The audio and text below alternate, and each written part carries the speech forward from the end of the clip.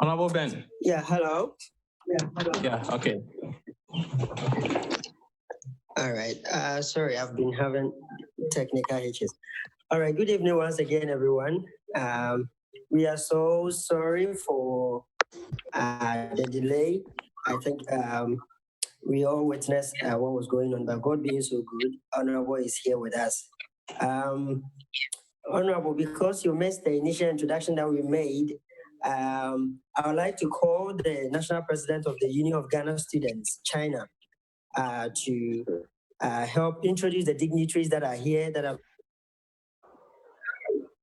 His Excellency Edward Boateng, our father, to also introduce you officially also to us before we give you the platform. So I will invite Honorable Felix to please redo the introduction of the dignitaries that are here. Thank you. You're welcome.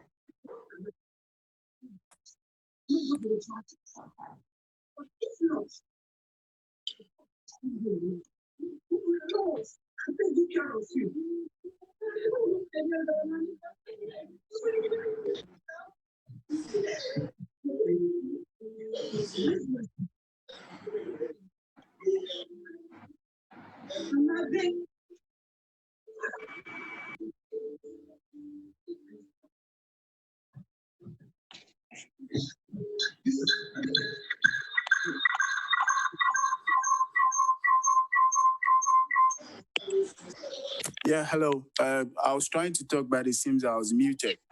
So we quickly go on. Honorable welcome.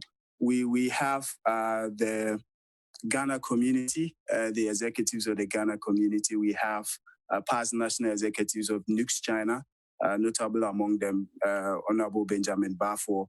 We also have chapter executives and provincial coordinators. We have our officials from the Ghana Embassy, Mr. Alfred Hammond, Mr. Abu Osman, His Excellency Dr. Charles Dramina, Deputy Minister. And then also in our midst, we have our own father, His Excellency Edward Boateng, who is the head of mission at the Ghana Embassy. Thank you very much. You're welcome.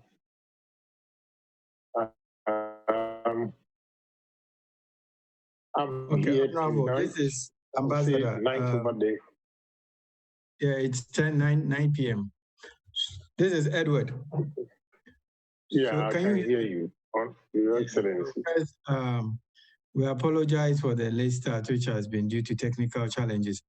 But this is a program that Mission organizes with NUX to bring personalities like yourself to share your life experiences with the students and also to motivate and encourage them how to live their vision, challenge themselves, face their fears, and be productive members of our society when they come back, and also to contribute to the development not only of Ghana, but Africa as a whole. A lot of the people we are speaking to today are masters and PhD students in different fields. And you are a fit speaker. We've had Elizabeth Ohene, we've had a professor from Legon, who is participating in the COVID-19 test and trying to ensure that we can. Hello, can you hear me?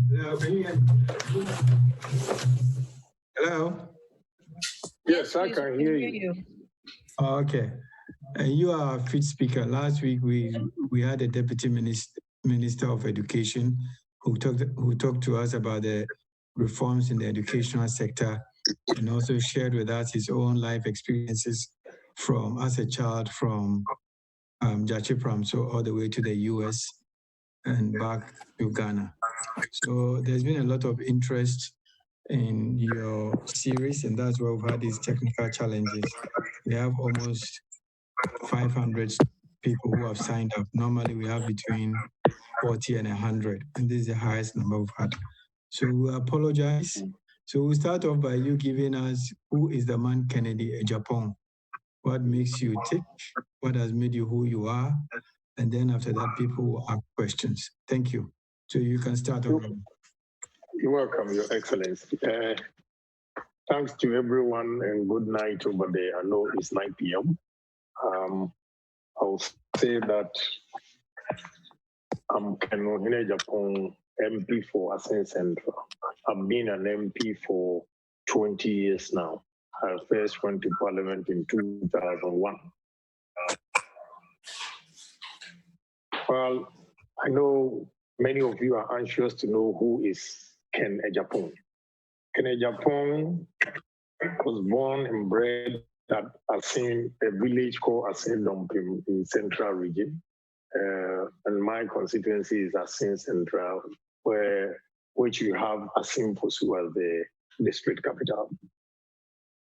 I was born in June 16, 1960. I attended elementary school in Asen Dompim and also in Kumasi. I finally ended up in Asen Dompim, where I sat the common entrance and passed, went to Adsade College. After Adsade College, I went to Winneba Sixth Form. Then from there, I went to Germany to start life.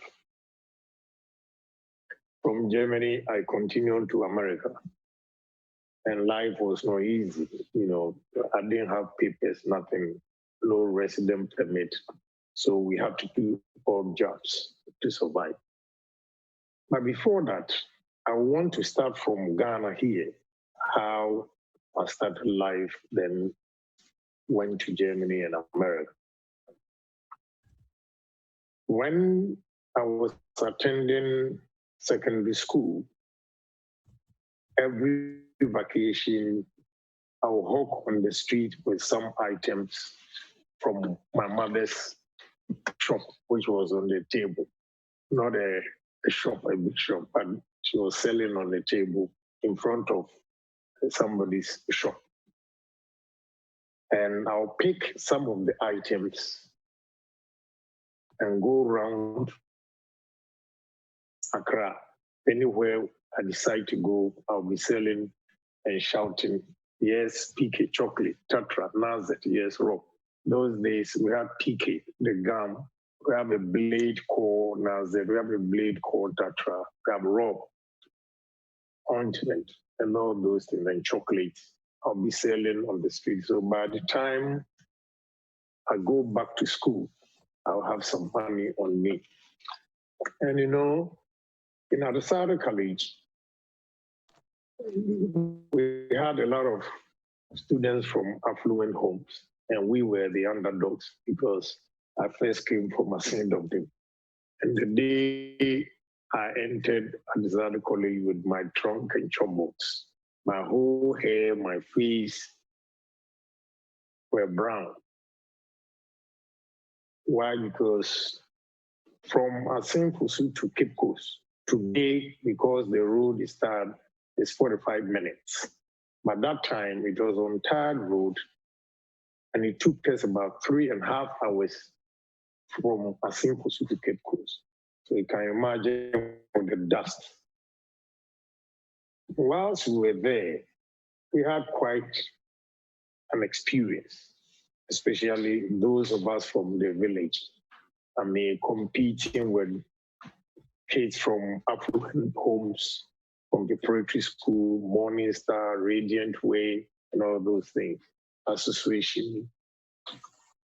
So in a classroom, for instance, I was a bit tall and old because I completed elementary school, which was 10 years before going to secondary school. Anyway, I have to introduce my son. That's my son here. He's called Kendrick Agyapong. So in Adsade College, I was always sitting at the back. When I'm asked a question, the young ones will turn around and they'll be screaming, Kwame Agyapong, a fumu, anu blofucheme. You know, they were saying all sorts of things. On Saturdays, for instance, you see all kids from good homes, they'll be going to dining, and because I was from the bush and old, the seniors will let me stay and wash their clothes for them whilst the rest of the students go to lunch. And Saturday is the day that we really have good meal, that is red. I believe most of you are students and you know, to understand what I mean by red. That is plantain, red plantain and beans. I'm not able to go to dine. I will send somebody, a friend of mine, to bring my food. And he will come with the saucy batons, means the hard ones, because you were not there to pick. But we went through this difficult times. Sometimes I'll be sacked from class because I won't pay my school fees. And like I said at the intro, I will always do business after, say, when we're on vacation. So anytime they throw me out of class, I'll go into my trunk, bring the school fees, paid it. At that tender age, I could pay my school fees. Because my father was in Nigeria, a teacher in Nigeria. He will tell you, I've sent the school fees to the school, it will never get there. So I started paying my own school fees. I remember from Form 3, nobody paid my fees again. I paid whilst my mother was buy the provisions for me and all those things. So from there, we decided to go to Germany after sixth form. My stepfather's brother, I'll call uncle, also gave an offer to my stepfather that I want to help one of your children. So my stepfather chose me, said he should take me.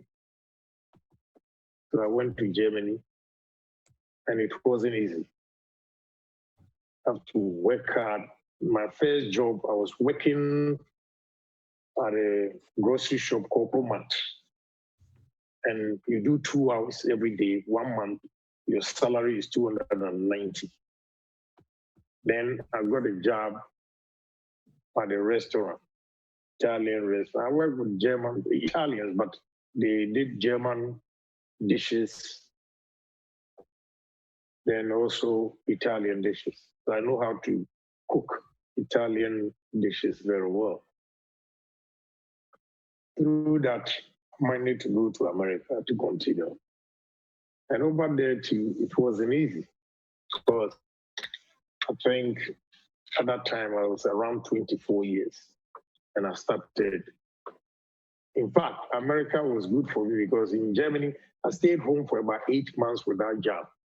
But America, the very night I got there, the next day, I started working.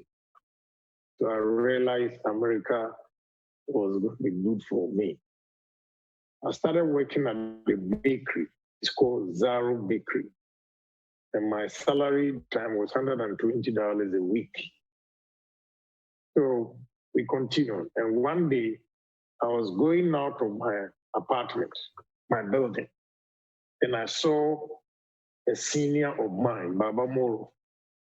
We were in the same house. I didn't know he's come to, or he had gone to America and living in the same building with me. So we met, we talked, we exchanged numbers, and he used to work at gas station. The name of the gas station is called Gaseteria.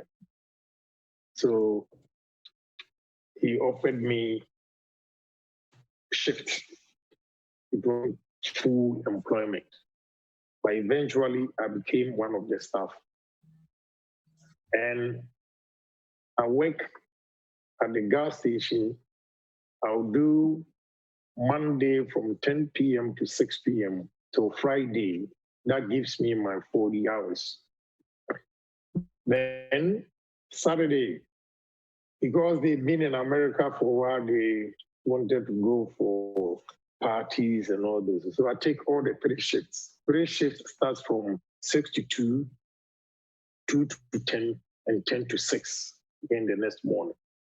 So from Saturday, I'll do the 3 shifts. That gives me 24 hours. And Sunday, I'll do 3 shifts. That gives me 48 hours in 2 days. And you'll be surprised that you will not bath, you will not do anything when you are going. There's a small fridge there and microwave. So I'll prepare my food from home for the 3 days, put it in the fridge, some soda. And while you work, 24 hours, you're a human being, you want to sleep. You can't sleep because 24/7, somebody is knocking at the window. You have to say, you know, I went through all this, and after there's 88 hours. 88 hours that I do at the gas station, I'll also go to my normal 40 hours at Zaro BP. So in a week, I do about 128 hours, and I was making $400 after taxes. That was very good money that time in 1984, 85. Through that, I met one man called Osofo from Pong. And Babamoro again taught me how to drive. I didn't know how to drive until age 24. So I decided to buy a taxi and became a taxi driver. Now, during that time, I could save $100 a day, 7 days, and the weekend, you make more money.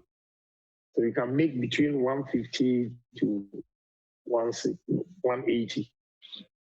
So I'll use the 180, the 80 from Saturday night and Sunday to pay my bills and still have extra. So what I did was that every month I saved $3,000. So when I bought the first taxi, the moment I made the $3,000, I went to auction. That time we have Chevy Impala and Caprice, Chevy Caprice or Chevy Impala. They were strong for taxis. So I'll buy one. I'll make sure my budget is 3,000. So everything falls within 3,000. I can buy the car depending on the age and the condition, $1,500 or 2,000. Then I'll do the partition because in America, if you are not careful and protect yourself, somebody will just kill you. So we always have a partition bulletproof. And I'll do the insurance. So I'll make sure the 3,000 gets me a car on the street. Then I'll find a driver, and the drivers, they'll pay $40 a day. I'm a taxi driver myself, so you cannot give me any excuse unless you bring the car and say that you are sick, or I will take the car to mechanic shop for repairs. If not, I don't want no excuse. You have to bring my money. And young men that are watching me, young women, within 7 months, I was able to buy 7 taxis added to mine to make 8. So every day I was making $280 from $120 a week, and driving a taxi with 8 taxis, making $280 a day. And I'll give you the breakdown. The 280, I make 100 myself. I'll make 100 myself. Then the 7 times 4. Yeah, 40 times, 7 times 4 will give me 28, which is the 280. So in a week, the 280 from the 7 cars, taxis, plus mine, 100, I'm able to save $380 a day. Through that, I bought my first house that is born here, Bazadoria Enclave, when my stepfather went on retirement and they couldn't have a place to stay. That is where they have the Jubilee House now. They have some officers, bungalows there. He was W01, warrant officer class 1. So they went on pension. They stayed there. They couldn't get anywhere to go because he didn't prepare.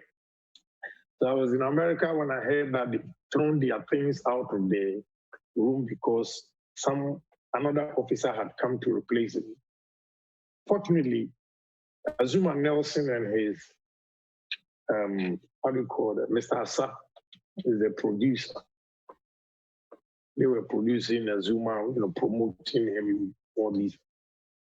One day I was driving, and there's a man called Freduya, who was from BA Dumosuya. He had a liquor shop on Lennox Avenue in Harlem, Bronx, Harlem, Manhattan. So I was living in the Bronx, then we'll drive. So anytime I'm in Harlem, I would just go and rest and have conversation with them. So I happened to meet Mr. Asa, who is a Azuma Nelson's promoter.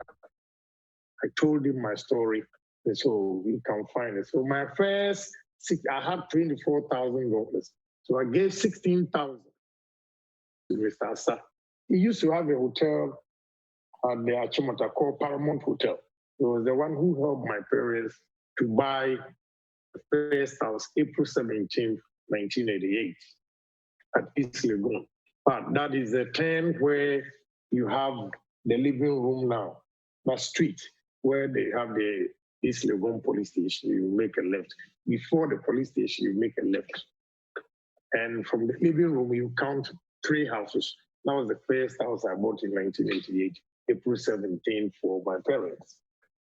And we continued. In 1989, I bought another one on the same street. That is where they currently live. My stepfather still lives there.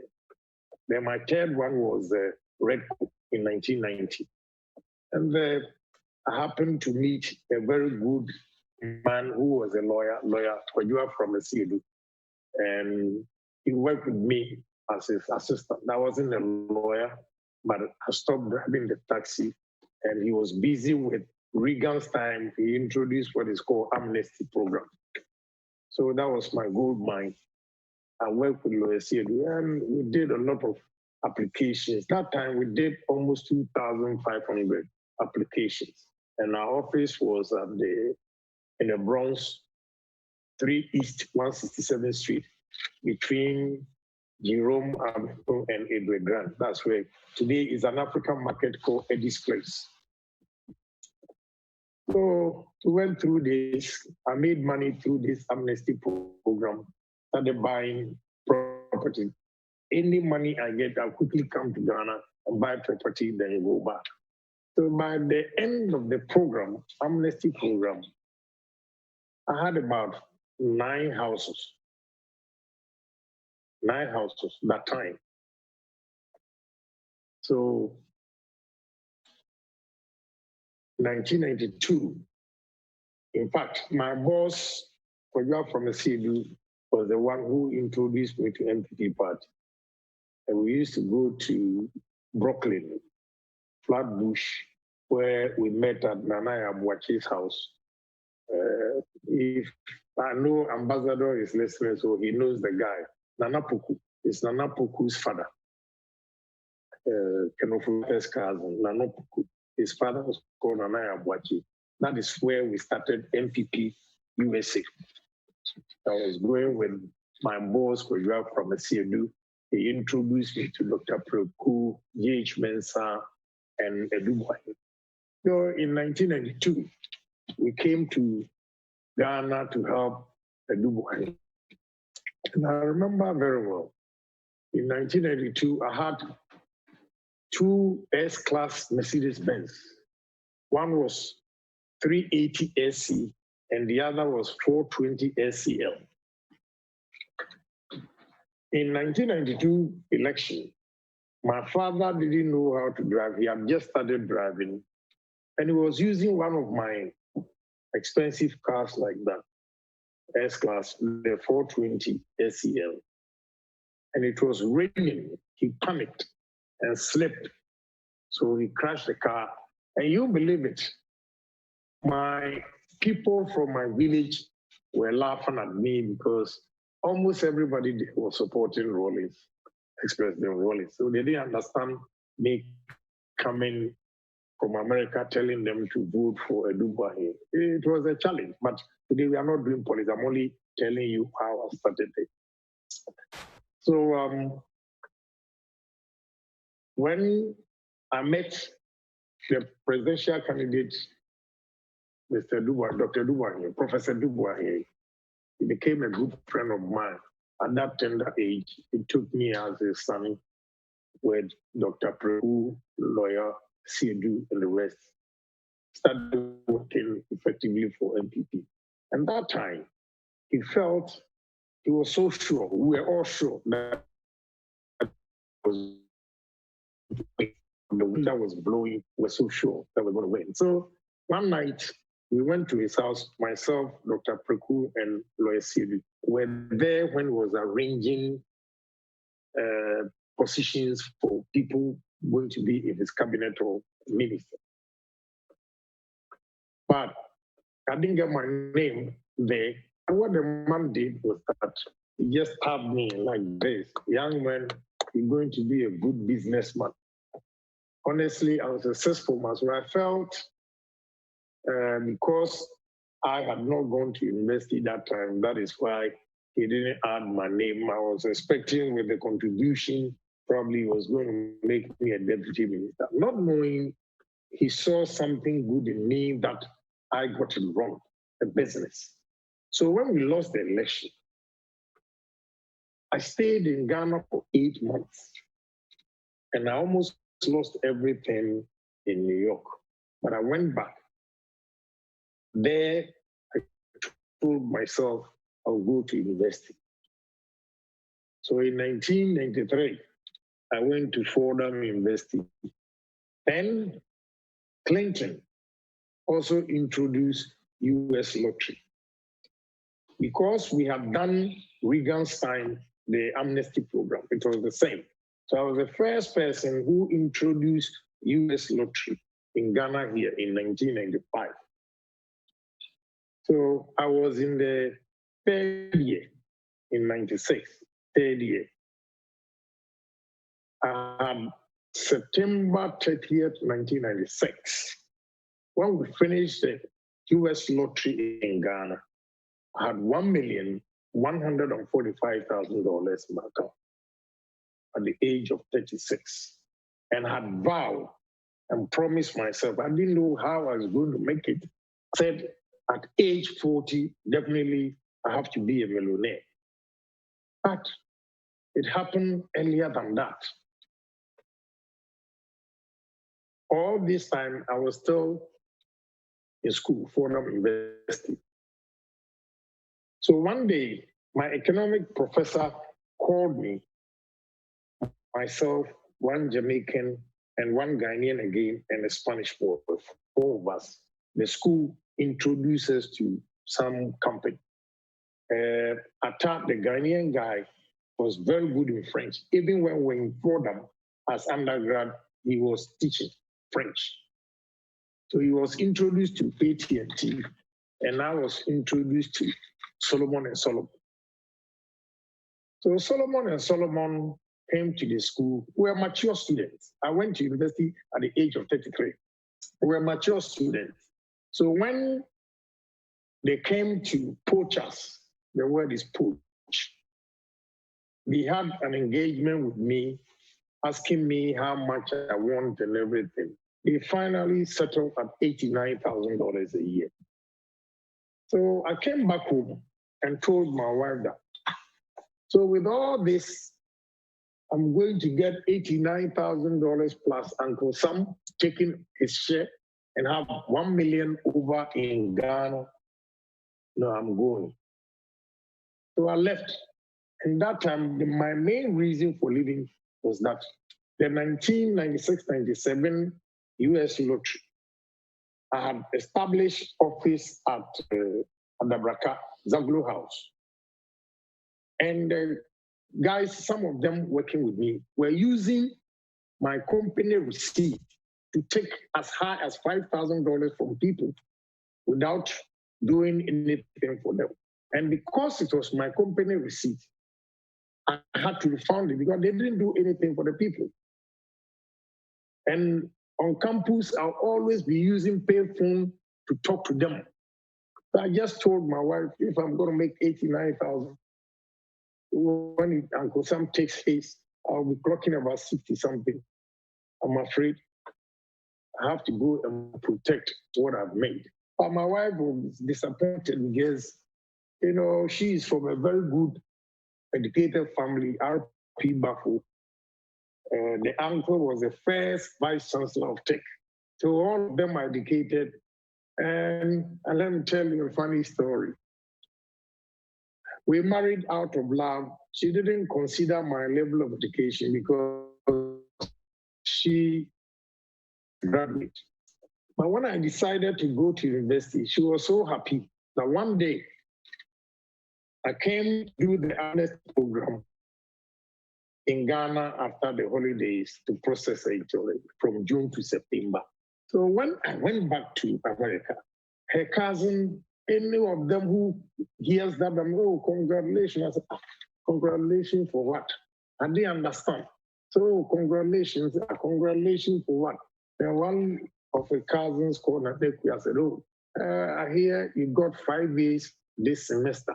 I said, why, is it a big deal? Then I realized my wife was not even happy, even because I was not a graduate, because she opened the envelope, the results, and she told all her cousins and sister family that, oh, Ken got 5 A's.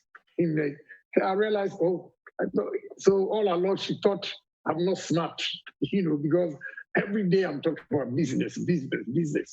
She was very happy.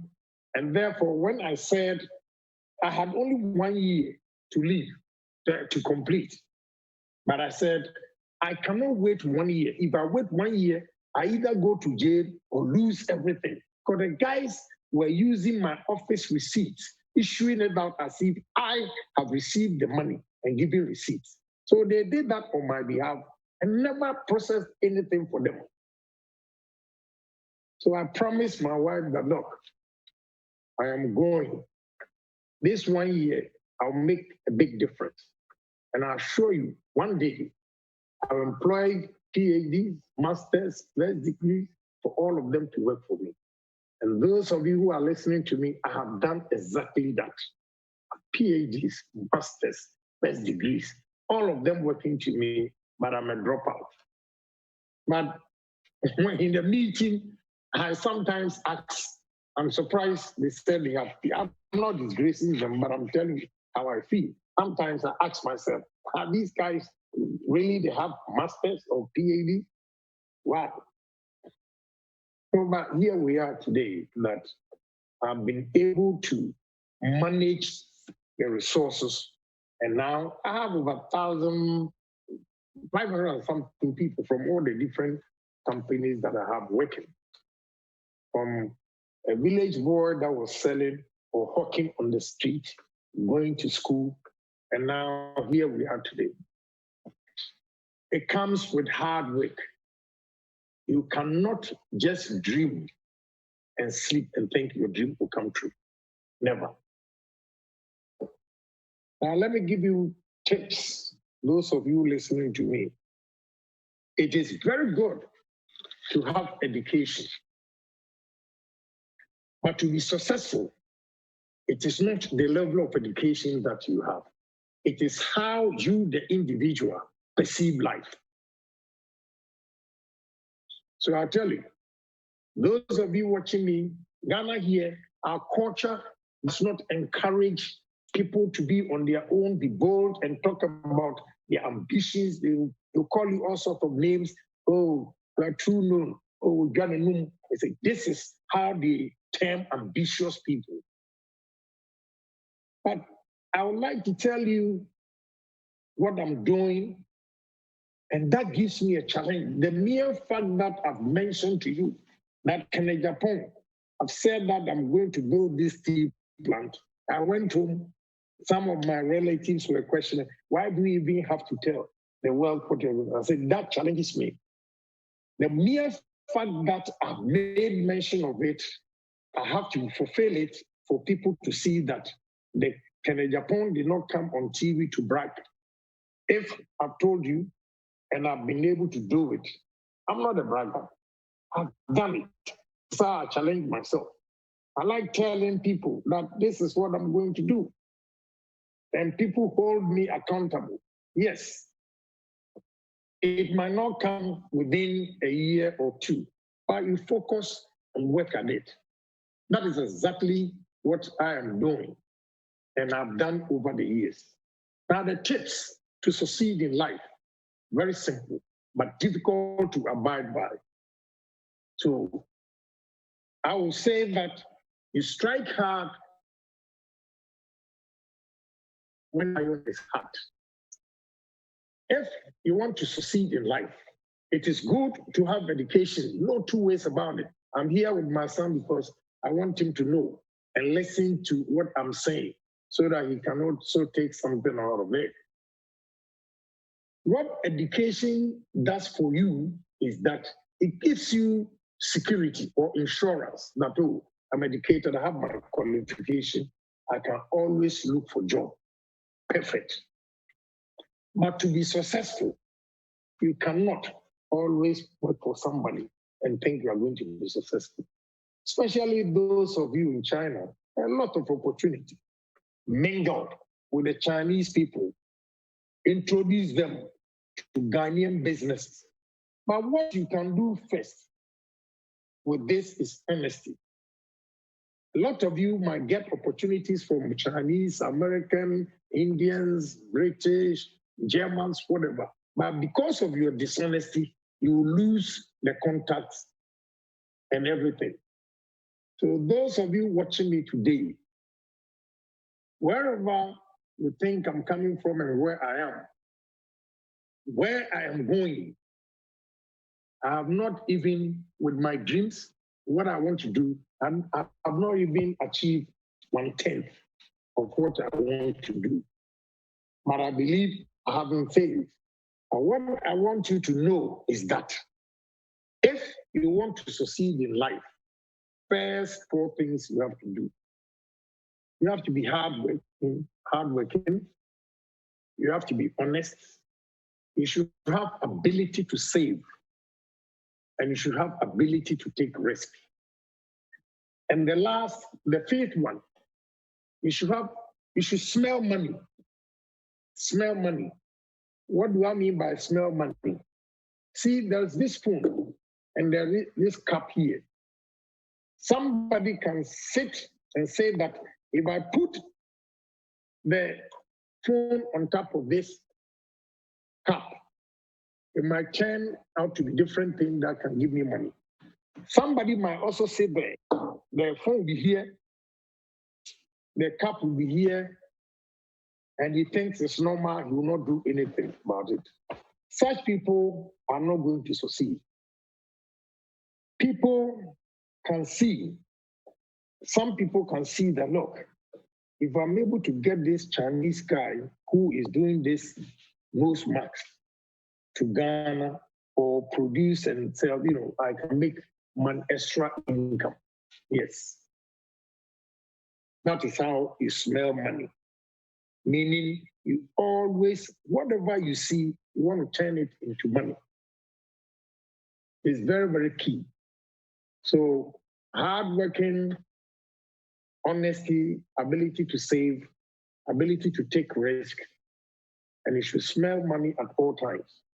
Let's take it one by one. Young men and women watching me. 1, hardworking is an example that I gave you that I was doing 88 hours at Gasiteria gas station. And later on, it became Citco gas station. I was working at Zaro Bakery 40 hours, making 128 hours a week. Those who had their green card and American passport that time, most of them were working in the hotels, making $250 a week. And they were very, very comfortable. I didn't have my pay. They worked 40 hours. But I put in extra 88 hours to make 400. I could have also slept with my 120. And say that I'm just a new guy. So I'm going to stay. Once I have 120, no, you have to work hard. So I put in extra hours, 88 hours, to make $280 and add it to my 120 to make $400 a week. That is hard work. So if you are in China and you are not in school, if you are in school, you can still have a job aside and work so that you make extra income. You see, by so doing, you become addicted to work. You always want to make something, extra income. The word is extra income. And trust me, by the time you realize working hard like that, and two, having the ability to save, a time will come that every little drop that you put in the bank would have multiplied, and that will be your capital to start life for people. So success doesn't come easy. You have to be determined. You have to dream big, talk big, and do things big. And you can dream big, talk big, only when you work hard. Now, after working hard, you have to be sincere in your dealings with partners. Most of you, especially those of you in China, have been coming there. You have a lot of contacts. Chinese people want to come and do business in Ghana, but your motive behind the contacts will not make you successful, because the moment you convince a Chinese partner to establish a business here, then you want to dupe him. How long can you dupe him? You hit the wall. Most Ghanaian businesses are not doing very well because we use our own capital to do everything. We don't have partners because of mistrust. If you want to be successful, ladies and gentlemen, you have to be very sincere in your dealings with everybody. If everybody you deal with has confidence in you, they will give you things to sell on credit without your capital, and you pay back.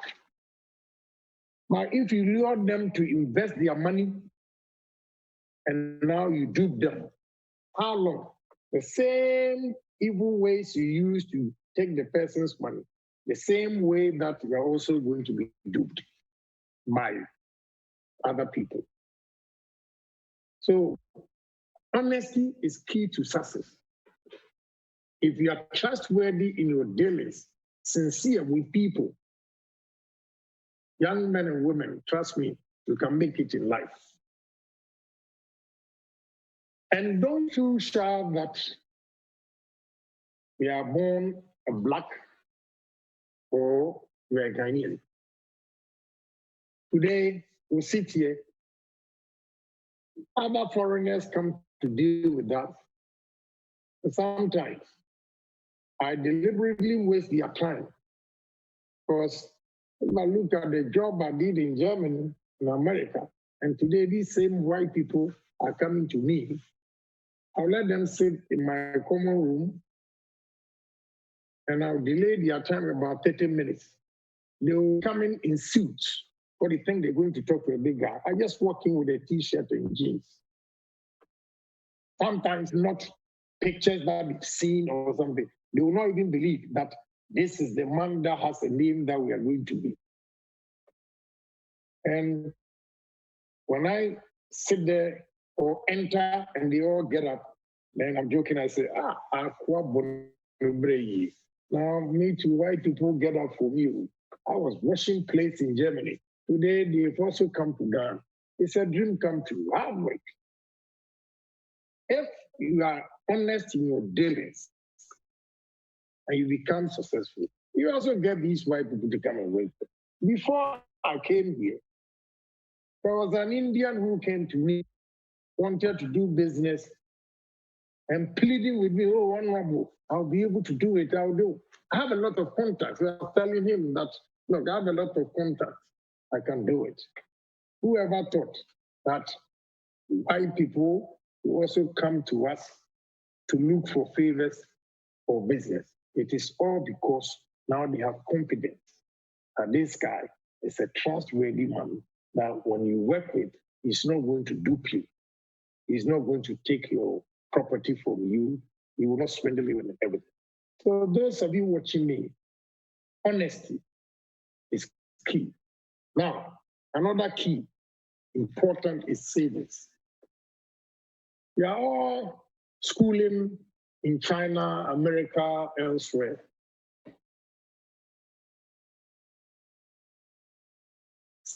Let me tell you, young men and women, especially the women, when they complete their education or they have first degree, the first thing they want is freedom. Freedom meaning they don't want to stay with their parents again. So they want an apartment for themselves. Look, in Ghana here, they are able to do it because they will take boyfriends who have money to pay their rent for them. But if you are in China or elsewhere, it is not easy for boyfriend alone to take care of your rent. You have to work with boyfriend. And what I'm trying to say to you is that if you are not married, you should try and save 70% of your income. Some of you will say, hey, how? When we are abiding by these guidelines that I've given you, friends will be calling you all sorts of names. Oh, we're chisel, or life, they will say all sorts of things. You know what you want in life. Now, a room costs or apartment costs $400. If you stay there alone and you earn $1,000 a month, you are going to take $400 to pay the rent. You'll be left with $600. Other bills, electricity, your food and everything, transport. At the end of the day, you might be able to save only 100 or 150 in a month. But if you avoid the freedom that I'm terming it as a freedom, the word freedom, meaning you can have roommates. Some roommates are a pain. They are so difficult to deal with, but you know your plans. So you have to make sure you tolerate them so that you can save money. Now, if you are two staying in 1-bedroom apartment or 2-bedroom at $400, you alone is paying the $400. If you are two, you'll be paying $200. What it means is that the $200 that you would have added on to pay $400 when you're living alone, because of a roommate, you save $200. And now, the $200 that you have saved because you have a roommate, if your normal life without a roommate, you are saving $150 or $200 a month. Because you have a roommate, you save $400. That is why I'm saying that freedom is very, very expensive. So, especially the ladies, immediately they complete university, they want to leave home. I would suggest that before you completed your school, you were living with your parents, you were under their roof. When you have a job, stay with your parents, minimum for 5 years, make savings and move.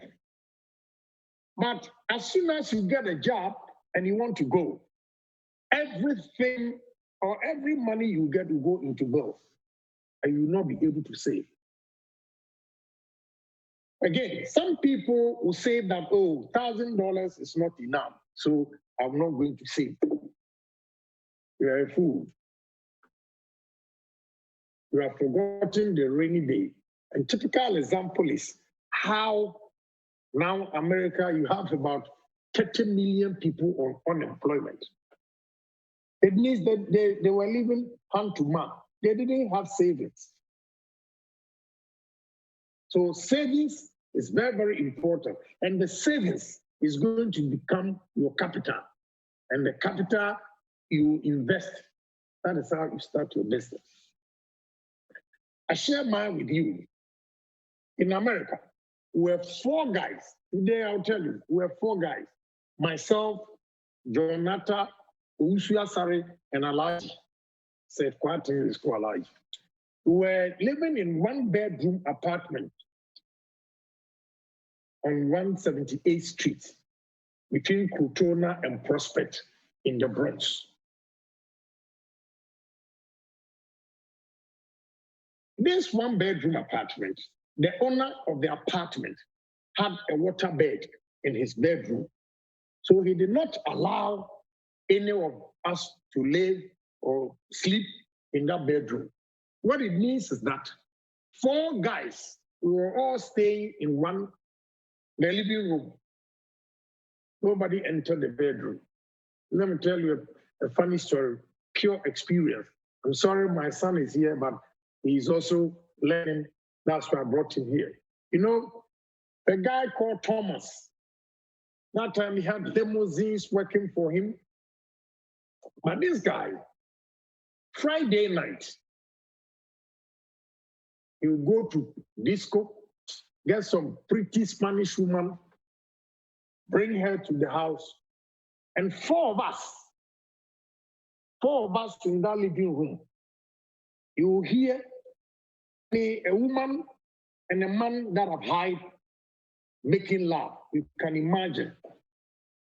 And you could hear the woman, the noise that is making.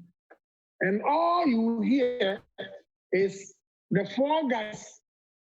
All of us are pretending we are sleeping. You will see one of them will just walk into the bathroom. We couldn't sleep. I mean, you are matured, you understand what I mean. But with all this, the freedom comes in again.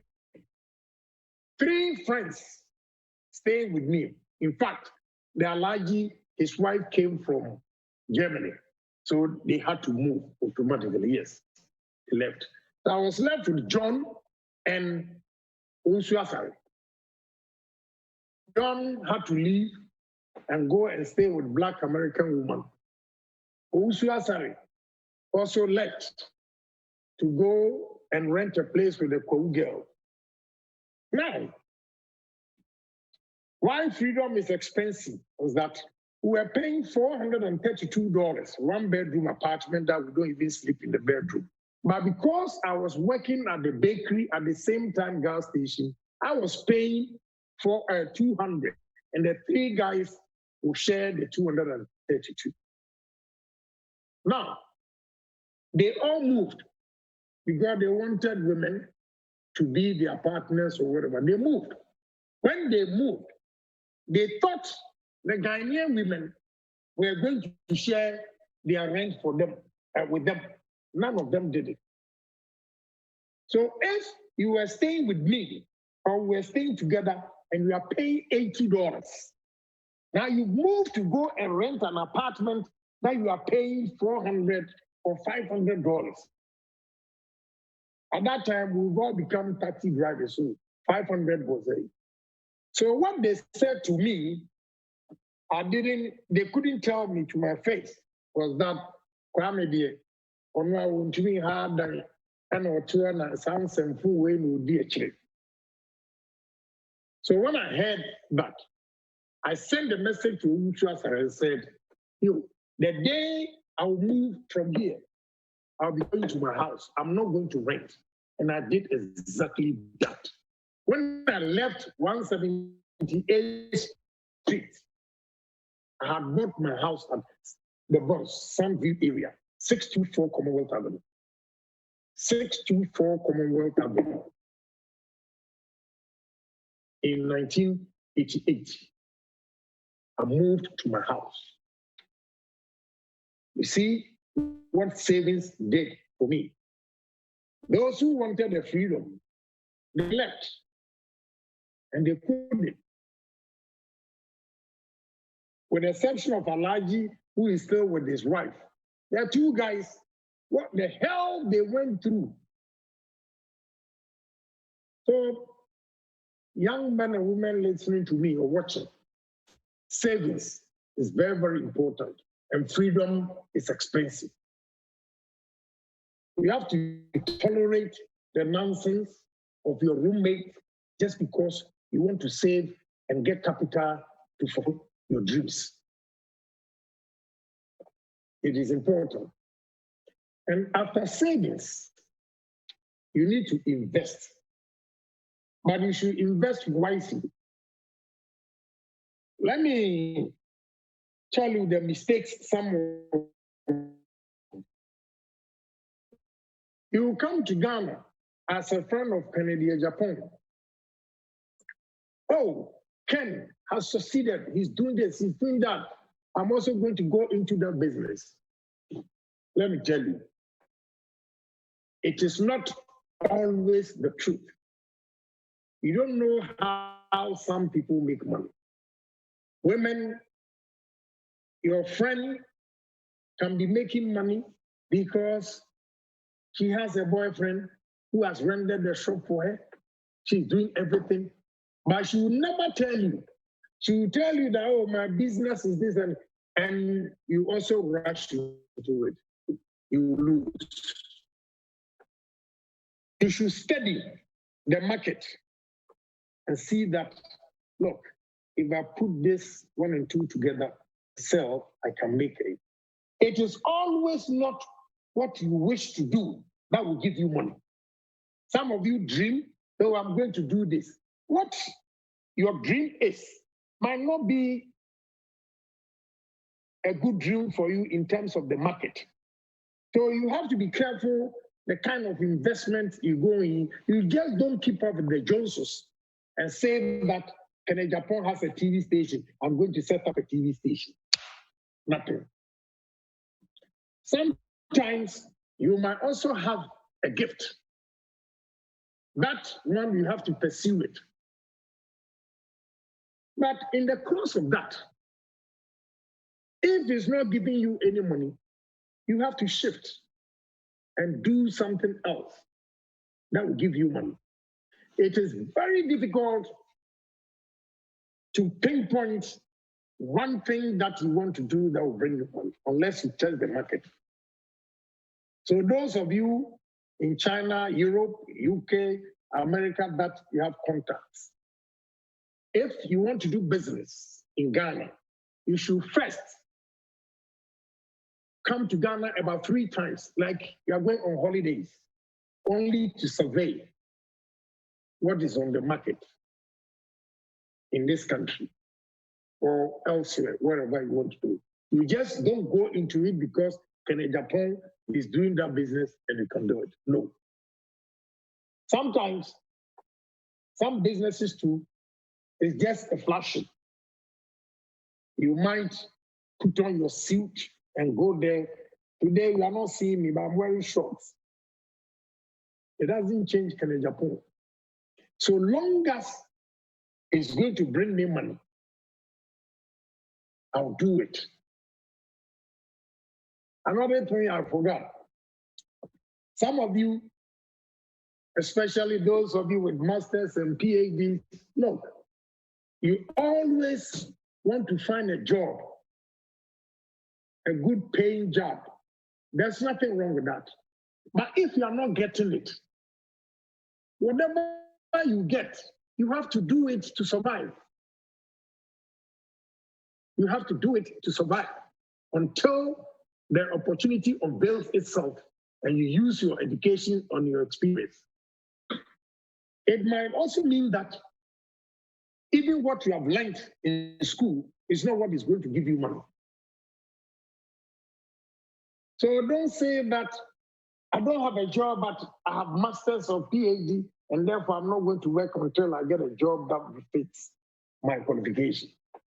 You'll be wasting time. So sometimes you have to go down low level and start.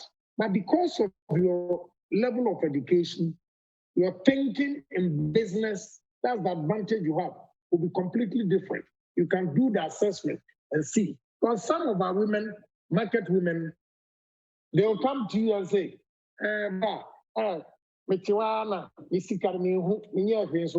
because she did not even take into account the fluctuation of the cedi, the depreciation. She will go and buy this phone at $10, price it at $11 in cedis. By the time they buy this phone,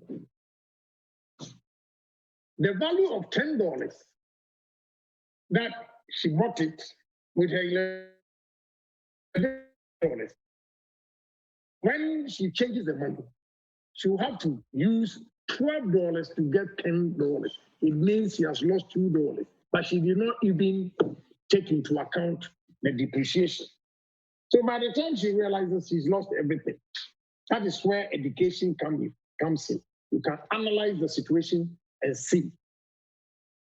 But don't pride yourself that you are PhD and therefore you are going to be the most successful person on earth. It is not true. It is not professors who are rich. How many? Tell me how many professors are rich? But they are very, very intelligent. But that is how they chose. If we don't have them, probably all of us will not be educated. So there's nothing wrong with it. But don't pride yourself with the fact that you are PhD and therefore you succeeded in life. It is not true. You have to work hard. And every dream you have, say to yourself that sky is the limit. Don't be complacent that today you can afford one or two things and that's it. No. Strive for more so that when we are confronted with a situation like COVID-19, what is happening? And you believe it, today I call my kids in America and they need face masks. I've imported some into this country that I'm this. Now I'm going to DHL some of the face masks to them in America. Can you believe who could have imagined that such a thing can happen to Americans? Now they want me, my own family, to send them face masks. Why is it that people's business are not doing well, that I'm spending money to buy all these things for you? Because I have saved. And now the world doesn't make sense to me anymore. So I want to share what I have with people. So what I'm saying to you is that in life, you have to work hard. You have to be honest. You should have ability to save. You should invest and ability to smell money. These are the 5 things. And if you are a man listening to me or watching me, I have a philosophy and I'll share that with you.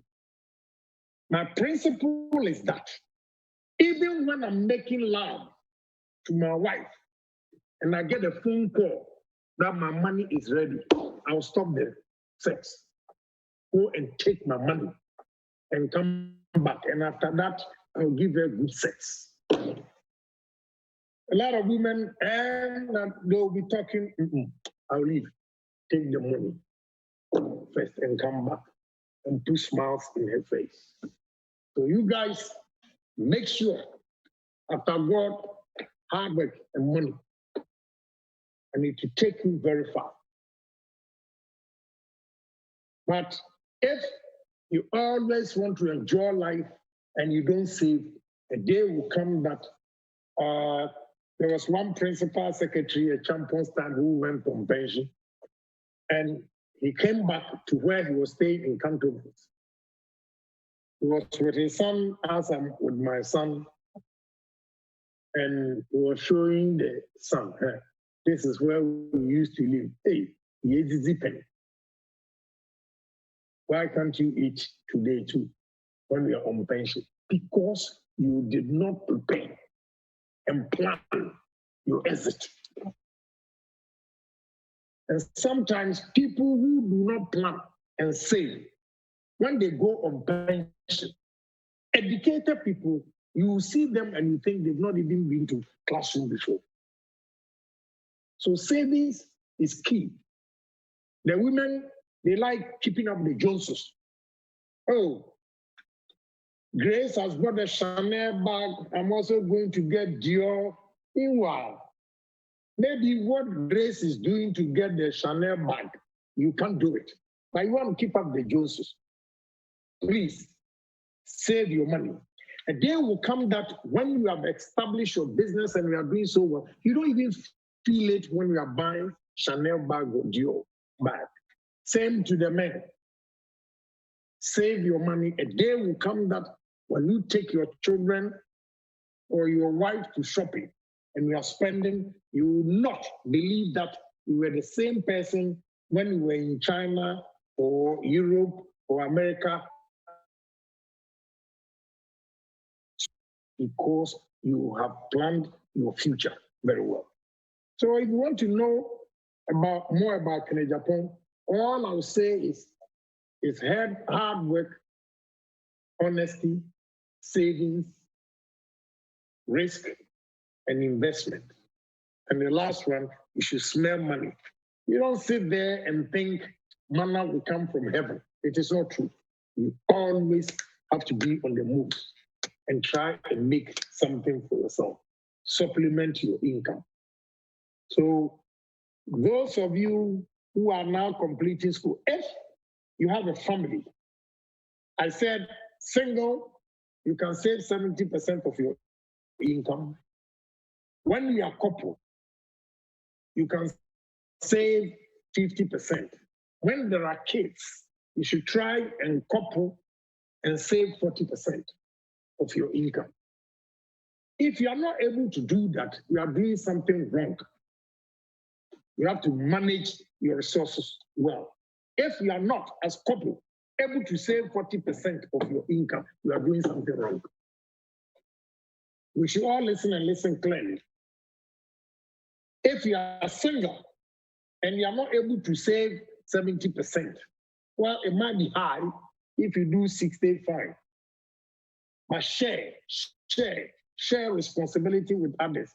Swallow your pride so that you can have savings and build capital to pursue your dream. Stop keeping up the Joneses.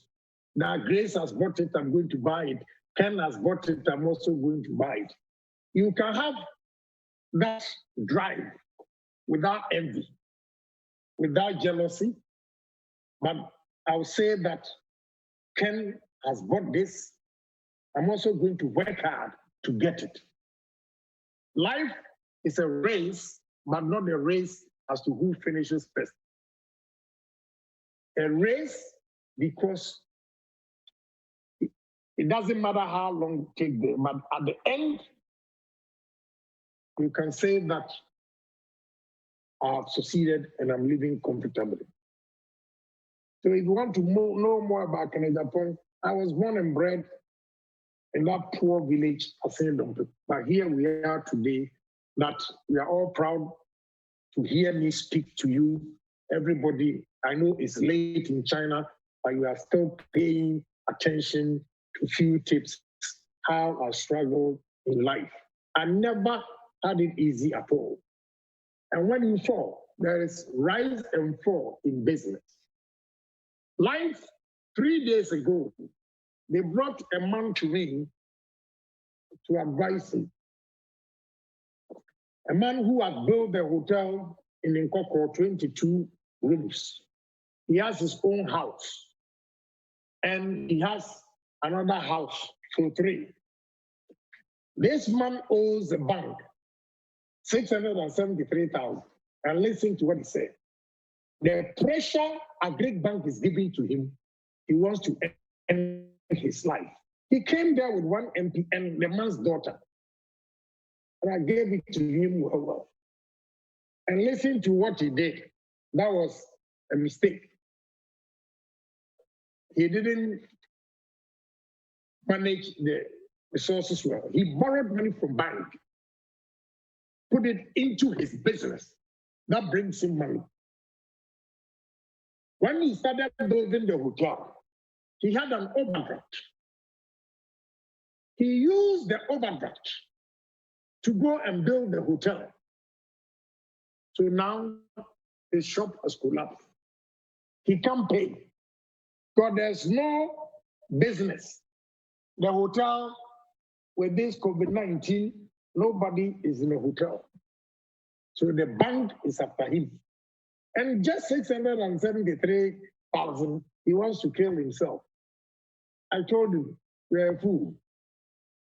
You think life is going to be smooth like that without challenges or impediments? When you go through this successfully, it makes you a better person because you have learned a lot in real life. It looks as if things were going straight, good for him. There was no bend, no curve. He's not able to withstand it. There are challenges in business. You go up, you drop, but you should struggle to come up again. When you come up again, the difficulties you went through when you were down there gives you enormous lessons in real life that now you begin to manage your resources well. I simply told the man, you have a house at Nkoko, you have a house at Asakra, you have a hotel. Dispose of the hotel, pay off the loan completely. Whatever money left, put it in your business.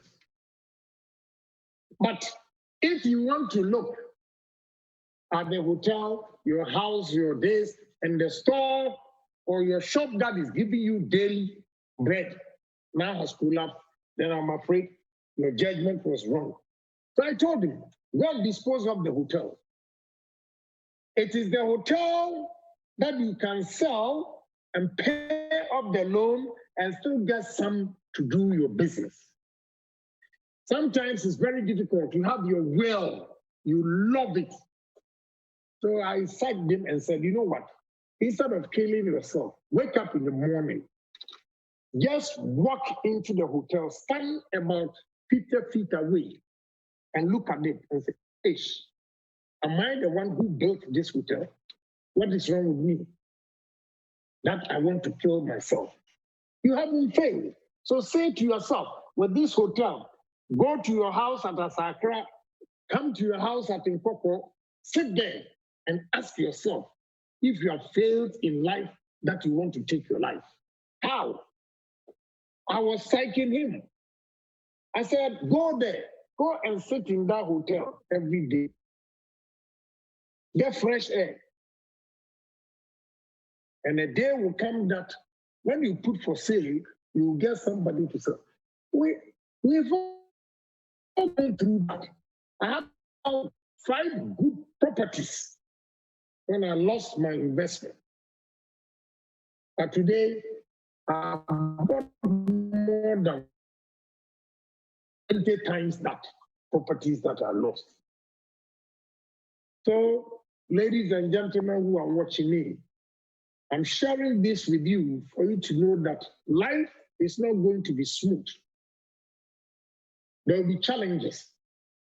But if you rise, if you fall and you rise, it makes you a better person. And don't think manna will come from heaven if you don't work hard. You have to work hard. And you have to save. Let them call you all sorts of names. You know what you want to do. You know what you want to do. But if you keep up the Joneses, Grace has bought this, I'm also going to buy. John has bought this, I'm also going to buy. You end up not saving anything. And when there's a problem, you won't have the means to solve your problem. So, ladies and gentlemen, I don't know if I'll open the floor for you to ask questions, and I'll be glad to answer all your questions. Thank you.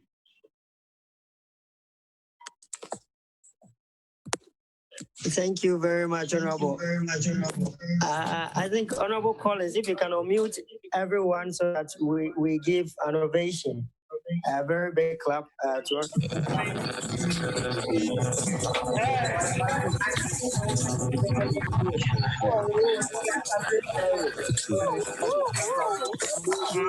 Honestly, I just find God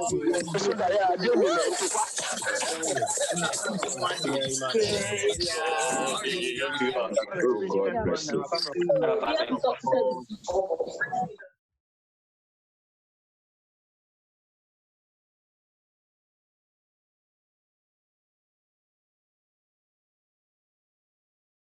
That we have already exhausted the time that we allotted. So we would like to kindly ask if you give us the next 30 to 40 minutes for our Q&A section.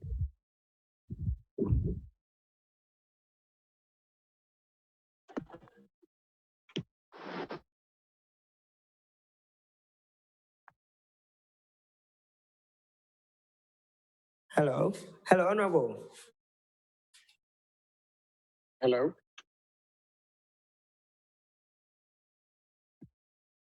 Yeah, okay. All right. Please, my name is Bekwem Bernard Boma, and I happen to be the Secretary General of Nooks China, and I'm coordinating this program today. We have some questions that are waiting in our chat platform. Hello. Yes, please. Yeah, go ahead. All right. Thank you. Yes. Today, just as the focus was about, we were looking at things like what does it take actually to speak up against your own and still stay within. And we wanted to look at things about your political career and business, family and friends, and I think you've already touched on almost all of these points. Personally, what I would like to ask before we even go to the main audience as the MC, we all know you, your name is a household name now in terms of Ghana business and also politics. One thing in terms of how Ghana's politics is done is just always staying within yourself, your party. When it comes to also business, it's just trying to be secretive and also keeping information, because we know that you releasing certain information is going to bring competition and all that. But today you're speaking about sincerity, honesty, and always being truthful. And also, how do you combine these, philosophies or beliefs or things that you have kept to yourself that has made you successful? How do you combine these to deal with the dichotomy between Ghana's situation in terms of how we deal with business that has brought you this amount of success so far? Okay, thank you very much for your question. You know, I was a businessman before going into politics. But now, unfortunately, because I'm a politician, everything is tied. Whatever I do, they read politics into it. So it has become a challenge. But what I do is that I don't want to do any government transaction that a day will come when MPP is not in power. I'm the owner or a partner with the government, and the government wants to take it for me.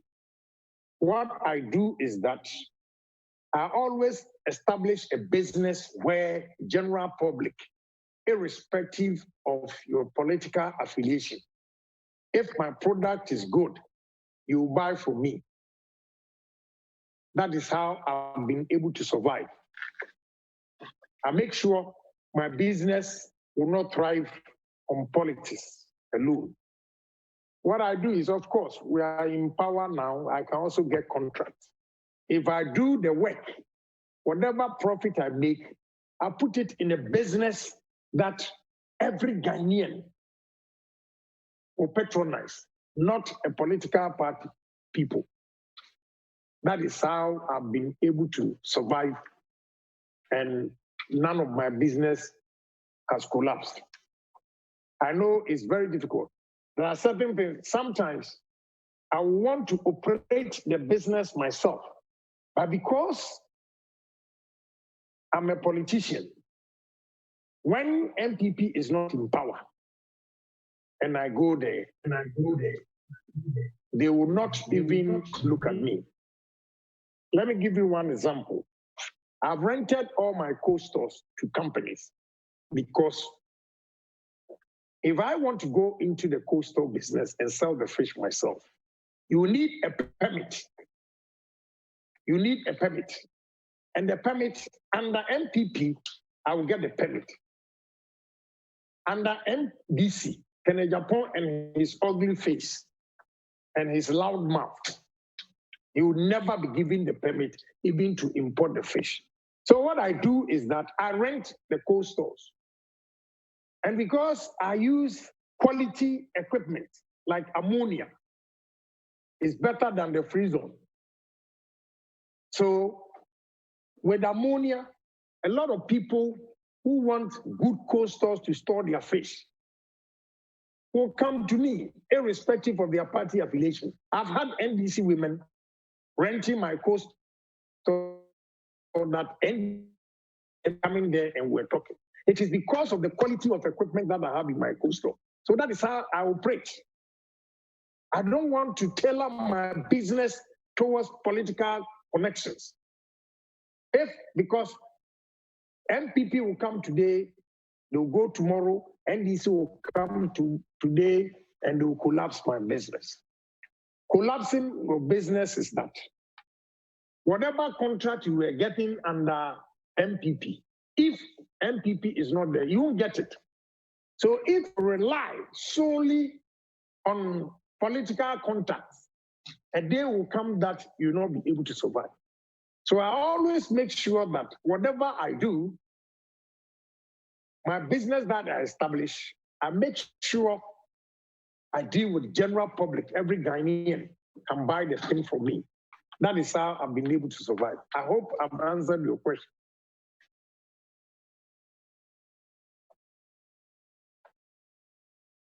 Hello? Yes, Honorable. Thank you. Thank you very much. Yeah. I would like to go to the page to take some of the questions that are there. Also in the discussion, also on the YouTube link. A lot of people, in fact, as Ambassador said, this is the greatest number that we have got in our series. You have a lot of followers, people who are really enthused by the things you say. Somebody would want to know that we've heard you've been helping people in your constituency, financial aid and assistance.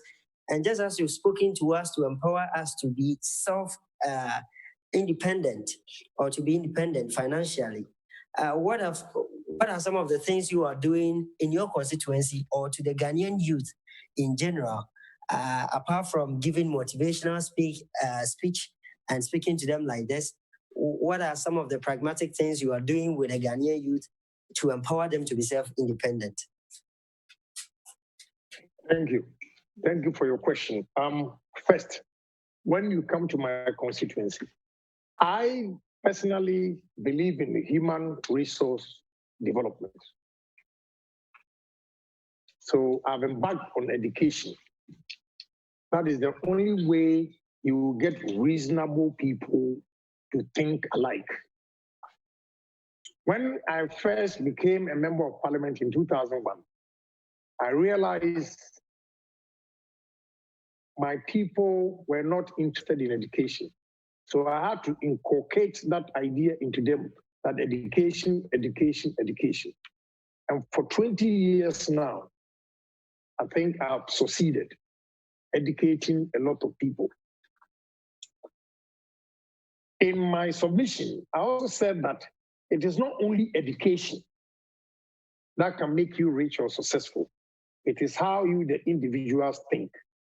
Therefore, there are people that they are very weak in terms of books, but they are talented. That I also encourage them, taking them to where mechanic shop, plumbing, basins, and after that, some of them, I give them jobs. Some also go on their way to find jobs elsewhere because I'll not be able to accommodate all of them. So that is what I've been doing for my people. Some people come to me in Ghana here with ideas that they want to do this, they want to do that. And I ask them, when you come, I ask you, This is your dream. How much do you have? And they say, I don't have anything. Brother, if you don't have anything, how can you then come to me that I should give you everything? It is not possible. Tell me, I want to do this phone. I have saved, I need maybe 1,000. I have saved about 300. Honorable. 1,000 will let me produce maybe 1,000 of the phones, but I have 300. When I see that there is commitment from you, it means you are serious. So I'll also maybe advise that, okay, let me double the money for you, but also giving you 300. Instead of doing 1,000, do 600. Let's see how it goes.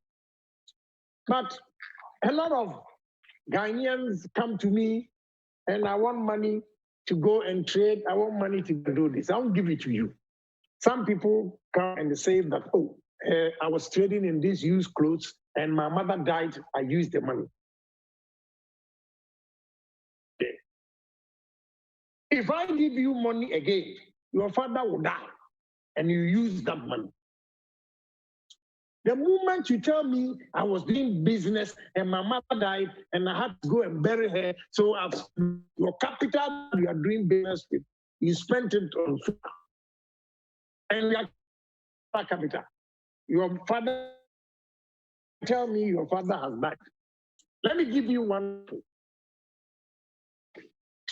A guy from Nkwanta tested as a parliamentary candidate.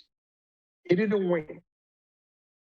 But now he's been rejected completely. So he came to me with a sad news that if I give him 4,000, he'll go and buy the tricycle. What's the, I can't name the call. It's in China a lot, the tricycle. Abobo ya, they call here. I said, are you sure? He said, yes. So I gave him 4,000. He bought it. Last week, he came to me with a truck that through the Aboboya, he's been able to buy a truck, but he has to pay a balance of 60,000. So now he's coming to me. I said, wait a minute. You've gone to buy a car, 60,000, and you are coming to me again to pay the money. Please. I did not even listen to him at all. Say, hey, what kind of life is this? You think you are the only person that I'm helping? You see, such things, I won't do it. I won't do it again. How many people come to me for help that you have given you the money to go and buy? Thank God you said you put the deposit of 10,000. Now it's a used car. It's a used car. It's a foolish decision the guy has taken. He thought it was a wise decision coming to tell me and congratulate him. It's a foolish decision that he has taken. How can you use your 4,000 that you managed to make it 10,000 to go and get somebody's car at 60,000 to do work and pay? And it's a used car. He was telling me even the tires are not good. And he wants to go and bring yam from Nkwanta to Accra to come and sell. The car will not even last 3 months, and you owe the guy 60,000. So it's not just like you come to me with your story and I'm going to help you. I want to know how viable the business is. I want to know how committed you yourself you are. So some may have very brilliant ideas and everything, but without the commitment, I will not help you. Because I want people to appreciate hard work. It's so easy that he comes to me, oh, Honorable, I want to go and sell. It's 2,000. Then I give it to him 2,000. My brother, he will come back. Because he did not work and sweat for it. It's an easy money that he's just going to spend the money and come back. So sometimes I listen to people what they say or proposals that they bring to me before I help them. Those who have received help from me are mainly those who come with commitment. If you don't come with commitment and with only your vision and think somebody else will let your vision go through, no, you won't learn anything. So that's how I go about things. But I've been able to help quite a few. It's not bad at all. Some are doing very well. One guy I picked, I think he came here and I gave him money because I listened to him and the way he was talking. My brother, he has about 2 phone shops a circle. He was here. I think I gave him 1,000 or 2,000. Now he has 2 phone shops a circle. Because he told me what he has done and what he intends doing. And he shows appreciation all the time. I met a boy at National Theatre at Great Bank Traffic. He's always selling, hawking like me. I like boys like that. I was talking to him and I asked him, how much capital do you need to buy more of it? And he said 200. Wow. So I gave him the 200. I looked at the box that he had his goods in. Now he's wheeling. He has a lot of products. I'll give him money again. Some people I gave, they squandered the money. So I've been helping people. Some are doing well, some are not, but I will continue to do it. But it is only when I know that you have commitment, then I come in. Not that you just sleep, you dream, and you think your dream, can Agyapong should fulfill your dreams for you. You are not going to utilize the money well, and I don't do it. So that's how I go about things. Thank you. Thank you very much, Honorable. Please, I would like to take this question from Ben Beijing. Honorable, we all know you to be, in fact, some people refer to you as a two-edged sword when it comes to Ghana politics. Ben, we want to know that what does it take to actually speak against your own and still stay within? Because it looks like when you come, you just come with the facts, evidences, and everything. You don't matter political colors or anything. I think you've spoken a little bit about that, but the courage in doing that is also another thing to consider. What does it take, and why do you even do that? But he has answered the question to me. The question he asked, you've answered the question. What it takes? It takes courage. The only thing you don't know is that, well, in Africa, it's everywhere. To have courage, you should have money. If you don't have money, you don't have courage to speak your mind. That's the gospel truth. One, why you need money to speak the truth is that the moment you begin to speak the truth, you'll be hurting people because they use foul means to make the money. So they will gang up at you and make sure they collapse every effort you attempt to do to bring them down. And some people, they will influence you with money to keep your mouth shut. Because I've worked hard and have something small to take care of myself. You can't influence me with money. It is only my conscience. And anything, get it straight here, anything that goes against the country, whether you're MPP or NDC, I'll bash you. I know sometimes I have a problem with my party people telling me, oh, go after the NDC and not a why. If my party man is also at fault, I have to let him know that he's at fault. If not, I'll not get the courage to condemn the opposition members. So my belief is I am serving my country. So Ghana first before MPP party.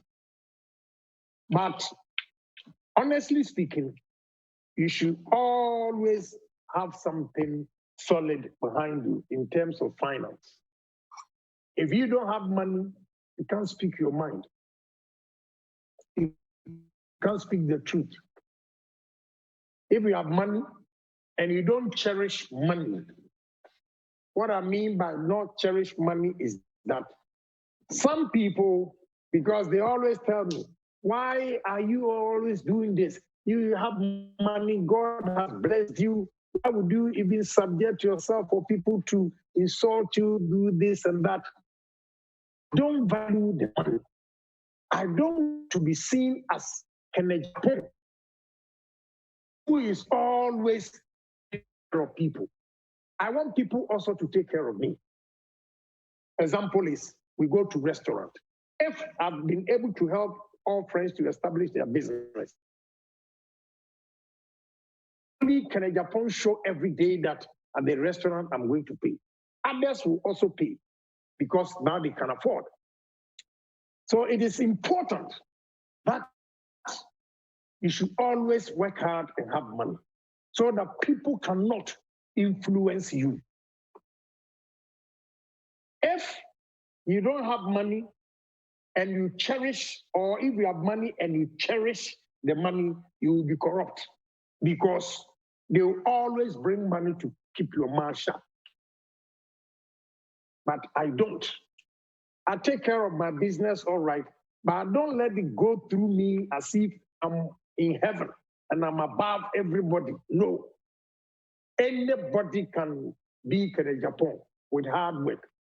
So it doesn't get into my head too much. That is why I'm able to fight the people. If we are doing wrong things, it comes to me, I'll blow your cover. You can't bribe me. Just 2 weeks ago, I bashed a guy, and a friend of mine made a mistake. I warned him not to take money from that person, which he did. And the guy started spreading the name. I called him and said, wherever they ask you to take the money, please take it there.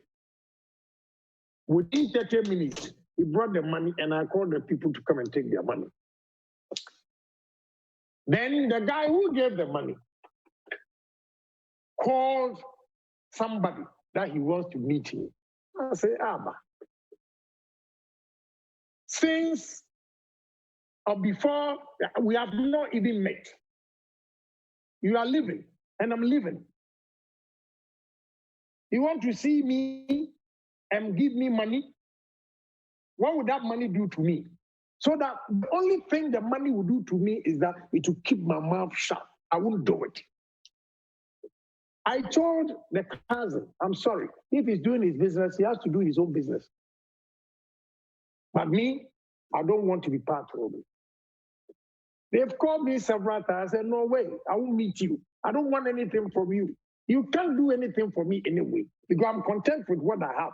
So at this point, what are you going to do? To see me and give me money? Who says I can't do my campaign? I can single-handedly handle 23 constituencies in Central Region. I'm not bragging. So why would I go and take small money and they'll go and say that Agyapong has taken bribe? And the guy too, he can talk. You see, so if you're not bold and if you don't have deep pocket, you'll be influenced. And the boldness will come when we have money.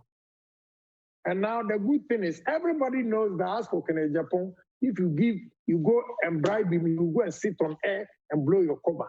So now nobody will even come. They are not coming. They know I blow their cover. So if you want to speak your mind, you should also do the right thing. Because if you criticize people, people will also criticize you. We are not perfect. We will not be 100% perfect. But try as much as you can to do the right thing before you condemn somebody. If not, they will bring your stories also there for people to chastise you. So if you want to be bold and talk both sides, NDC, MPP, you gotta have deep pocket and common sense that nobody can influence me. Then you can move. Thank you. Thank you very much. Thank you very much. I like the part where he said, You have to get money. Indeed, money can stop nonsense. That's what somebody tested on the group. Thank you very much, Honorable Ken. Please, the next question. Now we are coming back to the family. You made mention about saving. And before I even go there, I have my co-MC here, who is the Women's Commissioner for Ghanaian students here. Honorable Gloria will also be coming in to help with the questions. Now I'll go on to the question that's on the page. Somebody will want to know, you made mention of saving.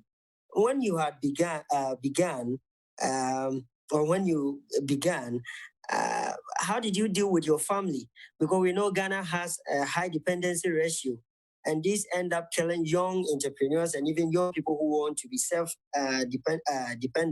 independent. That is, they're caring for their grandmothers, their mothers, and these people are people who might be genuinely in need. How did you deal with such situation, helping out when you had begun, and also with your saving habits? Well, it's simple. Well, what I did was that today I'm free to talk. None of my real siblings come to me for favors because I've been able to help most of them. Unfortunately, they have not helped any of their siblings. But I have done that for them. I have sisters in Canada, brothers in US, cousins, and all those things. None of them came back even to take one of their siblings to America or anywhere. So now every family, especially in my village, have made an impact. Because what I did was that when I was doing US lottery, I picked the families from my village and did the US lottery for them. So every family in my village has somebody in America. So when it comes to relative, I have done the same. So now I have peace of mind to take care of my children. Although some nephews, nieces also come. Those who are educated, I've found them a job. So I personally don't have a problem with my family in terms of high demands.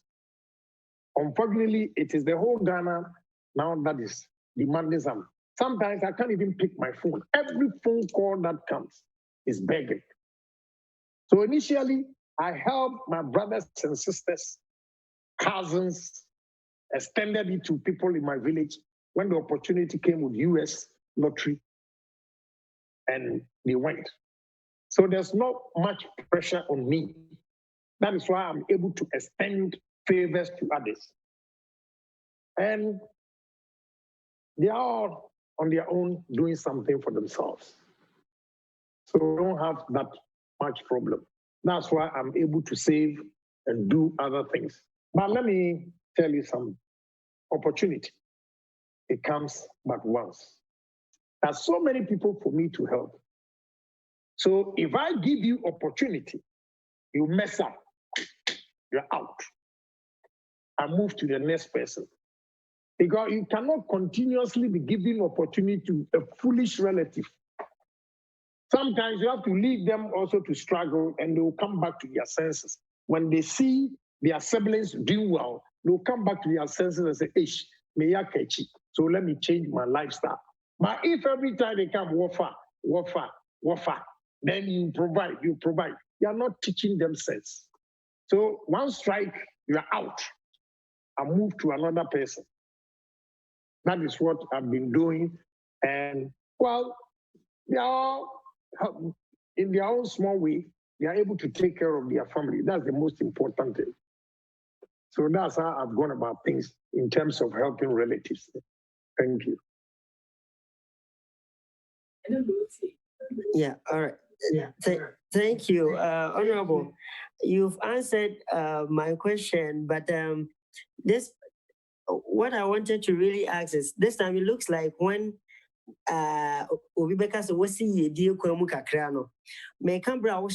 when you had earlier began very early in the stages when let's say you were driving a taxi or when you had started working 48 hours and those times. Right. Did you turn deaf ears to your family until when you had something before you started helping those close to you by bringing some of them to US? Okay, I get your question now. I get your question now. And I'll use this analogy for you. You have two kids. And your father will say that you stay home and let me take John to school. Okay? You stay home and let me take John to school. You will work with your father, the cocoa farm, pay your brother's school fees. When he's educated and married, educated woman, we are bush boy. He doesn't even want to see you in his house. So when he was growing up, and the Bible says, seek ye first the kingdom of heaven, and all things shall be added unto thee. On earth, seek ye first. So it will be a mistake for you to say that you are working in China, America, Europe, and every person you send it back home to your sister. Your sister will dress nicely than you. You are not encouraging her. No. So what I did was that I made sure, of course, I was giving them remittances, which did not affect what I was doing, because if I'm saving $3,000 a month, I can easily send $500 to them. That was nothing. But I made sure that I was solid. I had a house in America before my mother came there. I bought a house for them here because they were moving them. I was able to do that because I saved the money and did not give it to brothers and sisters until I had a solid foundation to help them. But the mistake some of you are doing is that every 5 o'clock, you get the call from your brother, what is he also do? What is he do? Sister, where is the father? Where is the mother? Make people responsible. Make them commit to hard work. So I made sure I was self-sufficient. Then I started extending favors to them. And it's case closed. I gave you that example because you will use your money to take care of your sister. My brother, when we are broke, the same brother or sister will tell you, oh, you are useless. So please always think of yourself first. And when you have succeeded, you can extend favors to them. Don't just give your last penny to them all the time. You are making them responsible. And they always depend on you. And you will never prosper. You will never achieve anything because you are using everything to take care of them. I am not saying, again, that you don't extend favors to them. No. You came to US, or you went to US, you went to China, wherever you are. Of course, your parents helped you. You are working, you've saved money, and there's emergency. Why not? You have to help. But not every morning call. And Grace is saying, and mothers will always fight for irresponsible brothers and sisters. That's what the mothers do. And Grace in Arabano. Where is Grace's daughter's father? Where is he? And everything. The one that has had opportunity to go out of the country becomes a breadwinner. You only be you have taken care of yourself, and you know that are solid. So that you are part out of your income, you don't feel it. But when you feel it, I'm afraid you should be mindful of the way you spend money, because you make the people dependent on you for everything.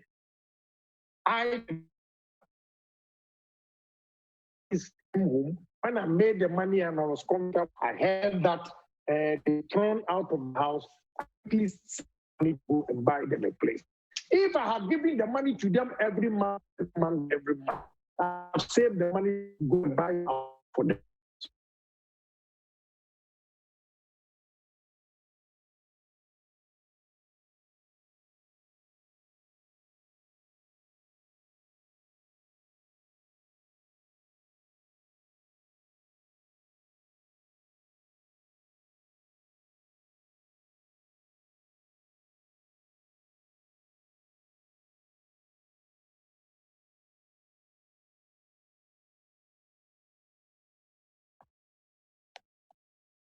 Hello, Honorable. Please, your mic is on mute. It is muted. We cannot hear you.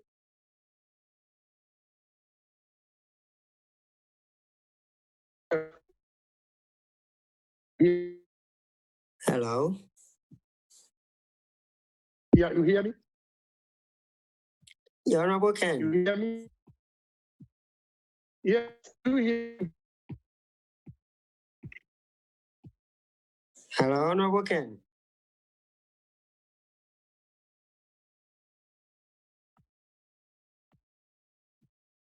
Hello, Honorable. Hello, Honorable.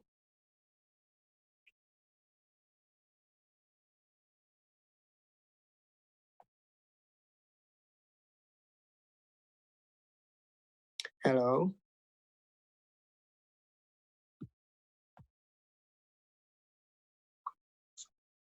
Hello. You hear me? Hello, Honorable. Yeah, do you hear me? Yes, we can hear you now. Okay, good. Yeah, thank you. Okay, we can hear you now. good. So I'm saying that you should always think of yourself first. When you have invested and you have the money, then you can help relatives. If not, they will always demand, and if you give, you continue to give. You won't save anything to improve yourself. That is it. Thank you. All right, thank you very much. Before Gloria comes in to take the questions from the platforms, people have raised their hands. Let me take this last one. We will go a little bit into the political aspects now. Just not so deep though. Someone is saying that, in fact, like I said earlier, this is the series of the talks that we've had the greatest number of people. People are also on Facebook, YouTube, all listening to you now. You seem to have the heart of the youth because of how you say the truth, as naked as it is. Someone is saying that, have you considered actually going as an independent candidate for the presidential seat of Ghana? And also, let me attach this one. Another person is asking, this is for the ladies, looking at Ghana politics now, do you see Ghanaian ladies actually taking active role in Ghana politics than we have now, to the point that we might even have a female president? Yes. But your first question, I don't get him well. He said you want. Is he? Am I considering to be an independent presidential candidate? Yes, aspire. Yes, please. Yes, aspire. Yes. How can you? If you say independent, it means I'm going away, or I'm parting away with MPP. If you say independent aspiring presidential candidate, that's what it means. Maybe he wanted to say that if you have intention to contest as president on MPP ticket, maybe yes, that is what he wants to say. But if you say independent, it means I have to lead MPP party. What I want to tell young men is that you don't need to be only to be president to impact or effect in people's life. What I'm doing, I'm also changing people's life by sharing my experience with you. Some of you will take a cue from it and they'll do well. I was doing a program called Entrepreneur, and a guy took this advice. He came to me and he said he has his own business, he's doing very well. So it is not only president that can change people's life. I don't have any intention. My intention is give me job, let me work and make money, expand business and create employment for people.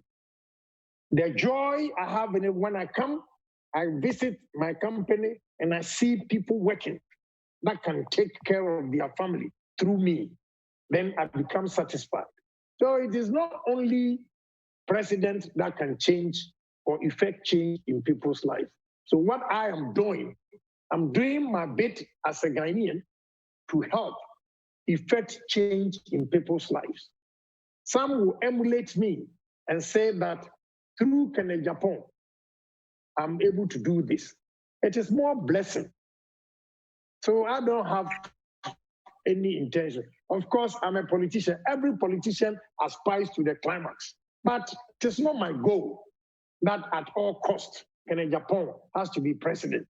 I want to make money and be like Bill Gates, Amazon.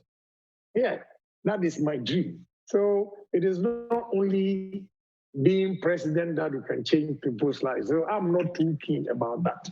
And again, the women, yeah, we foresee becoming president one day. Why not? Just that it's going to be a while. It will take a while because in politics, especially in Africa, it is very difficult. The insults, a lot of women are not able to take such insults. They don't have the courage. That is why we don't get a lot of women. There is no law anywhere that is taking women out of any race. But most women don't have the courage because it's a dirty field. But the courageous ones, they are there. And one day, definitely, we'll get a female president. I'm even encouraged by the female presidents, the way they've handled COVID-19. It tells you that women are capable. And therefore, I don't rule it out that a woman will become president one day in Ghana. Thank you.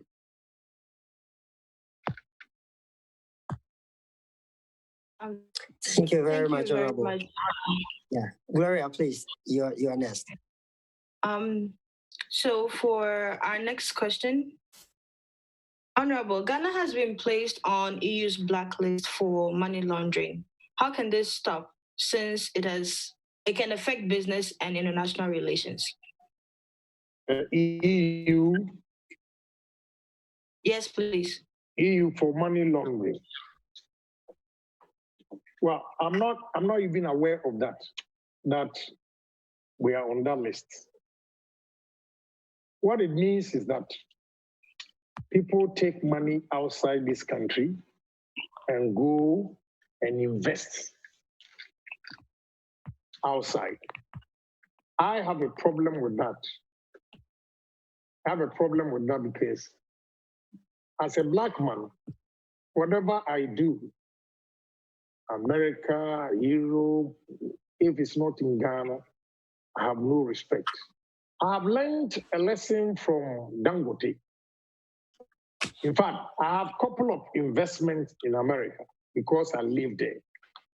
But now, a friend of mine constantly asking me to go and buy a property in London. I said, no way. If the returns on investment in Ghana here is higher than America and Europe, yeah, if you manage your investment well, returns on it is higher. So I don't know why people are taking money. Anyway, they are keeping their money away because they acquired it illegally. We got some younger guys becoming ministers, and within the shortest possible time, they bought properties in London, Dubai, America, and then if they buy it here, people will see and ask questions. Where did you get this money? Because when you were coming, he said you were from this village, I seen Dumping. And within 2-3 years, you've acquired this property. Because of that, they always hide the money by taking it outside. You know, I find it difficult even to hear that is going on because I don't know how they are able to do it and take the money away. But honestly, I think Monday, a lady told me when I went there for them to pay, they owe me, they rent my premises here, Ghana Revenue Authority. So in a conversation, I said, I'm paying too much duties. Then he said, it's good. Because this time, we're going to ask all the things, the monies that you transfer to go and buy the things, we are going to ask for the invoice. And the duties that you have paid.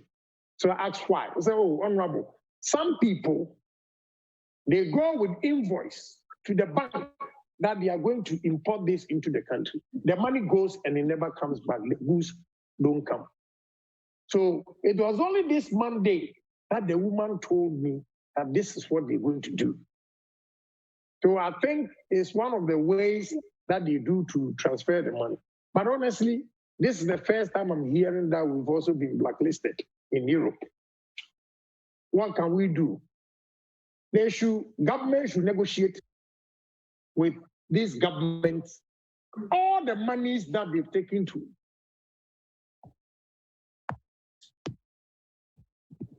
They should negotiate them, bring the money back and jail them.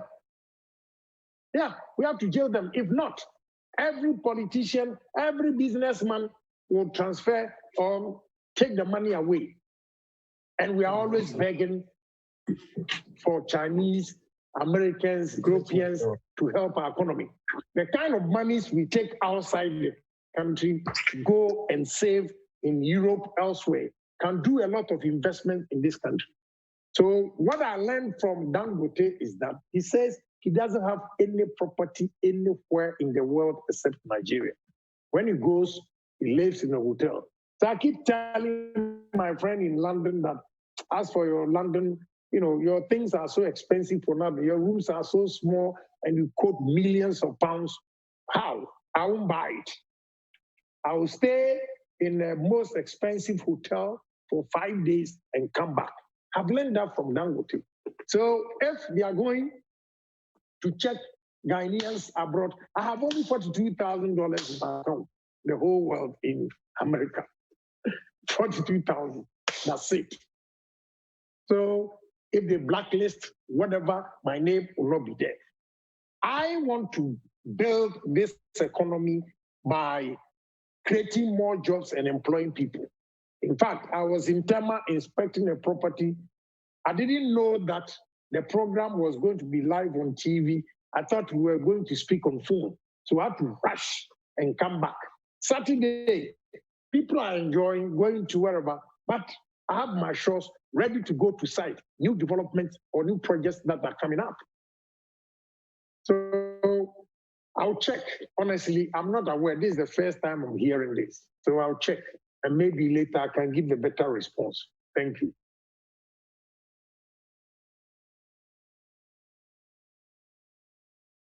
Right, thank you very much. So on to our next question.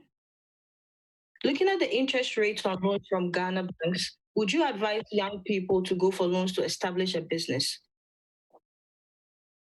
The answer is hell no. Just as the example I gave about the man from Nkoko, he took a loan. Ghana, the interest is so ridiculous, very ridiculous. Nobody should take a loan to start a business. You will virtually be working for the bank and you will never get anything out of your business. Start small, build it. If you want to learn from me, you will never be, because the way I operate in Ghana, I will never be super rich.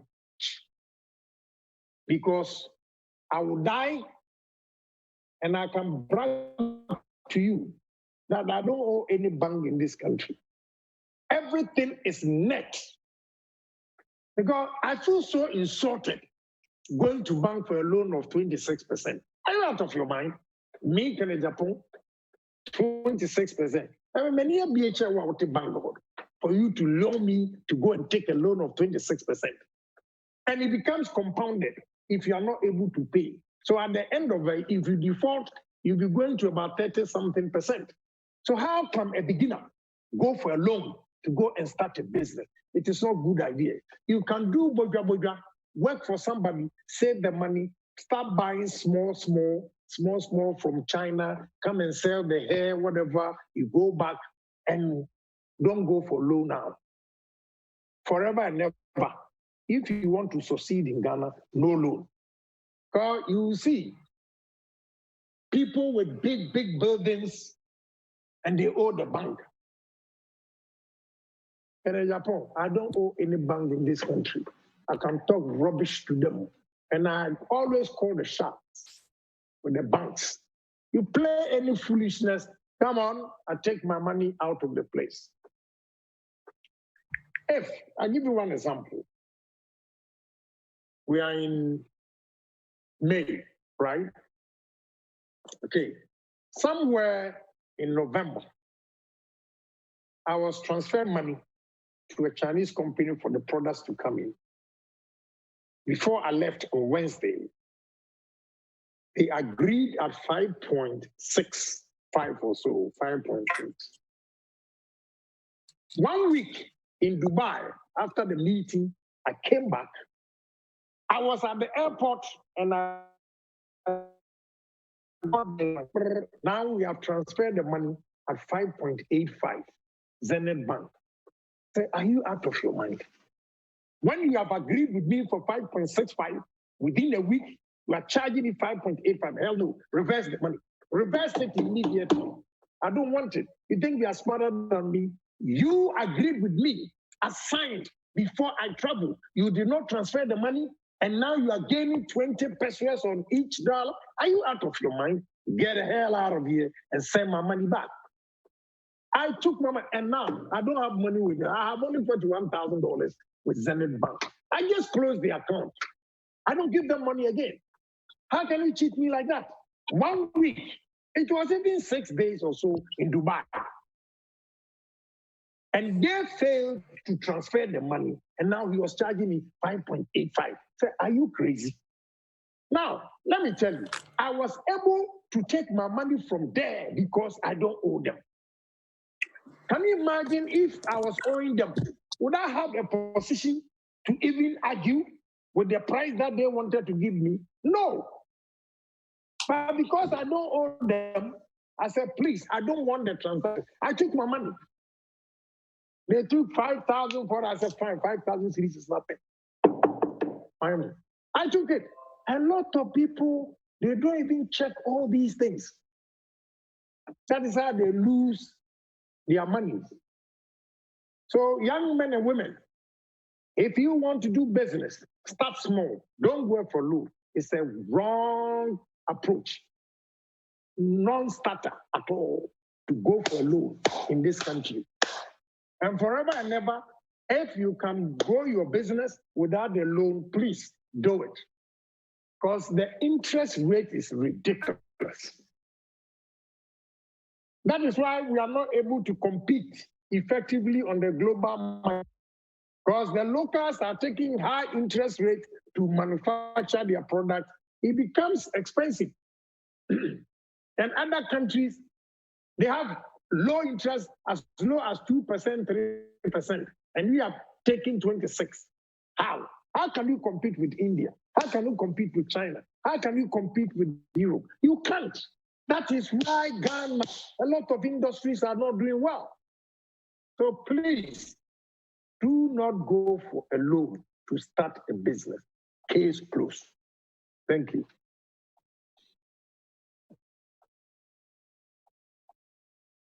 Awesome. Thank you so much. We have a hand up in the audience. Your screen name is iPhone. So if you could unmute your mic and then go ahead with the question.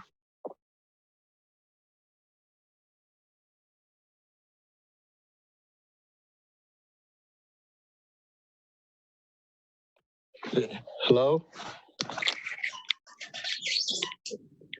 Hello, please can you hear me? Yes, I can hear you. Yeah, Honorable, my name is Frank.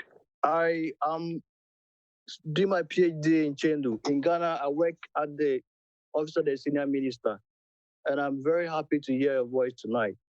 I think you are a big role model to we the youth, and I'm happy that the ambassador, our father, has been able to get some of the great people like you to speak to us. And I think that from what you have said today, I personally have learned a lot from what you have said. Recently, there's a Chinese company. They are into building of skyscrapers. And they approached me and I brought them to the embassy and I met Madam Berry and then we had a long talk. So I believe after the conversation, I'll talk to the news executive to connect me with the embassy so that I can send some information for them to study to see how you could be helpful in this regard. Thank you. You're welcome. I'm happy to do that for you. Okay, thank you, sir. So I'll be in touch later. Sure. Thank Your you. Excellency has my number. So you can get my number. Okay, I'll do that. Okay. Thank you so much. We have Sam from Beijing. If you could unmute your mic and then ask your question.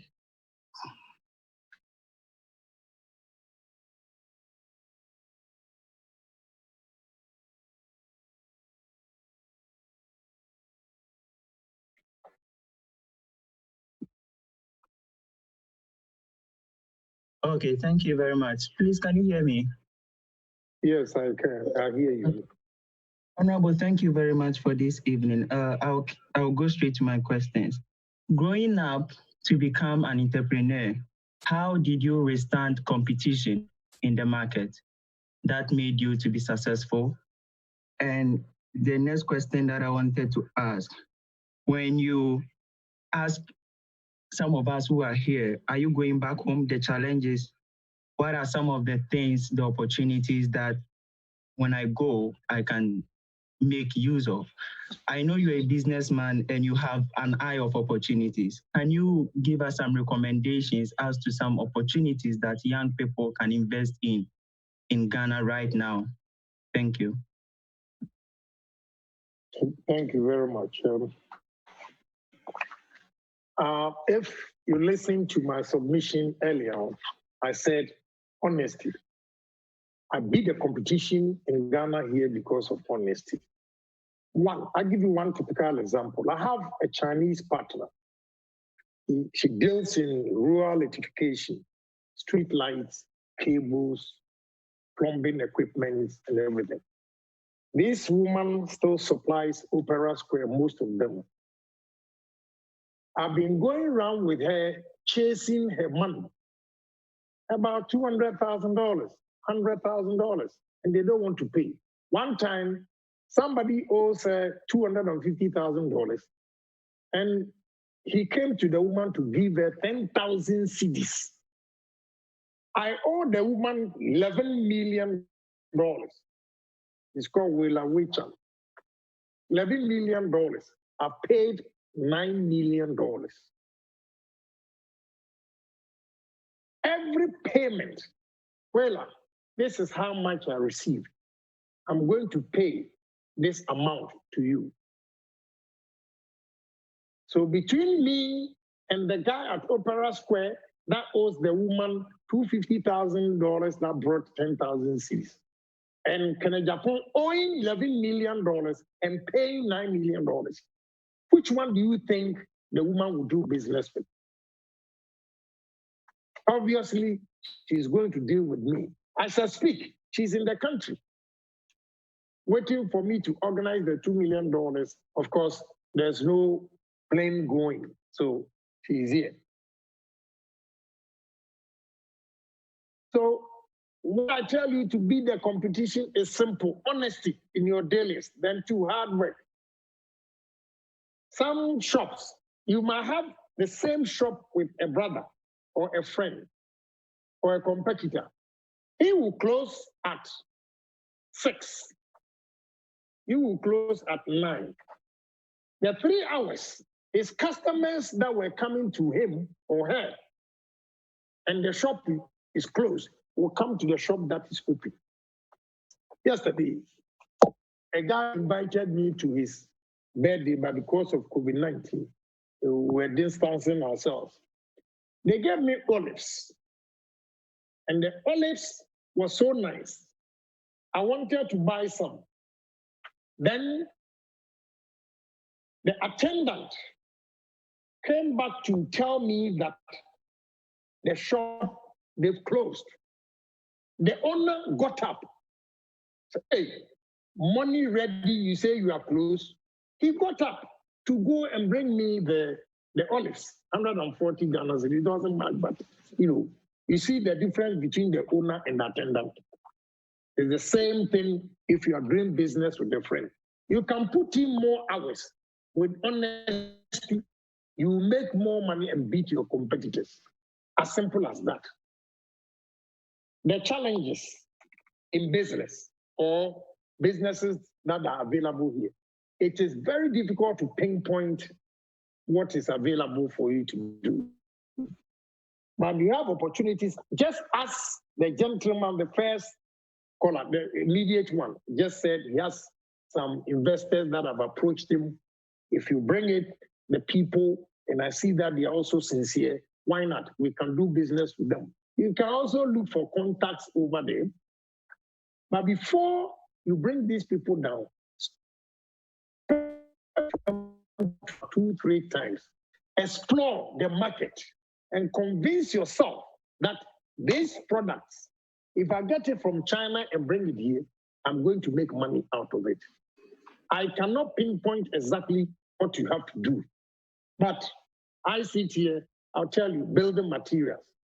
Building materials, not in terms of toilet seats and whatever, but plumbing equipment, paint, iron rods, cement. It's a business that people don't respect, but you make a lot of money because every Ghanaian wants to build a house. And therefore, they are buying these things. So if you are in China and you look for these companies and come back and establish. I saw a guy on transit coming to China. When I had a conversation with him, he said he's been buying jeans from China and selling at Kantamanto and Okaishi. And my brother, the money the guy mentioned to me, I was surprised. When you see him, he looks so touched, but young boy of about 26 was traveling to China with $300,000 to buy jeans to come and sell in Ghana. So you have to explore. If you want to do business, spend money and explore and convince yourself that this is what I want to do. I think that will help. Thank you. Right, thank you so much. We've been prompted. We have time for only 2 more questions. And so at this point, I'd like to call Vanessa from Nanjing.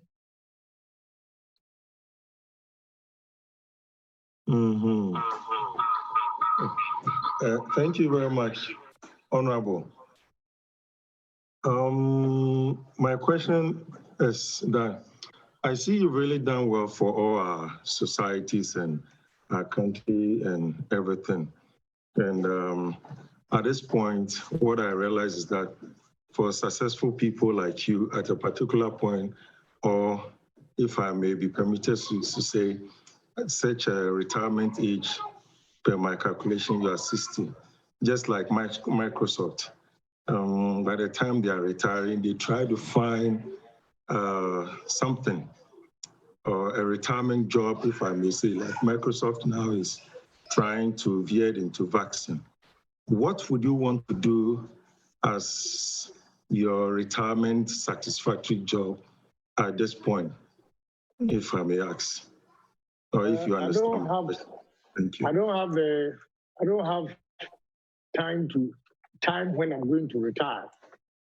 But what I want to do, my last project, if I'm alive, that I want to do is to build a very sophisticated hospital with fully equipped or equipment that we will not go back to Europe, South Africa, and all those countries for medical treatment. That is my last project that I want to do. If I have 10 years more, definitely I'll be able to do that. And as for retirement, until I die, I will not say I'm going on retirement, but I'm training my kids to take over. That is why I'm here with this young man, to see what I'm doing and everything, And Kenneth is also here. He's also taking over the TV and all those things. I have others that will come from America and also manage other businesses, but I'll still be in control because there's difference between intelligence and wisdom. They might be intelligent, but they will not have the wisdom that I have unless I inculcate that into them. And with their intelligence and the wisdom, they will also excel. That is what I plan to do. But my last project will be a sophisticated hospital. I don't see why we should forsake and always go to America and the rest for treatment. South Africa is doing it. They are not greater than us all that much. If we put our mind to it, that we also want to develop our medical sector or area, we'll be able to do it. And I believe with this COVID-19, government will pay attention to health. So my dream is to build one of the finest hospitals with equipment, sophisticated ones that can take care of every sickness, not for us to travel UK, Germany, America, South Africa, and all those things. Whatever they have done, we can also do it too. We only need to challenge ourselves, and that is what I want to do. Thank you. Thank you very much, Honorable. I'm back. Thank you, Gloria. Thank you so much.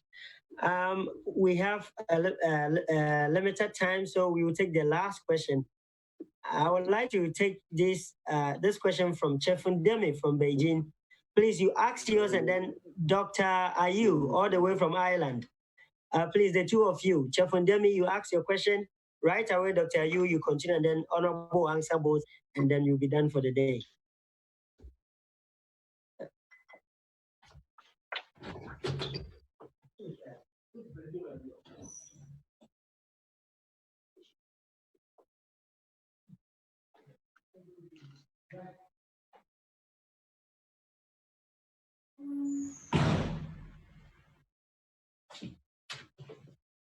Okay, while they get ready, can the graft?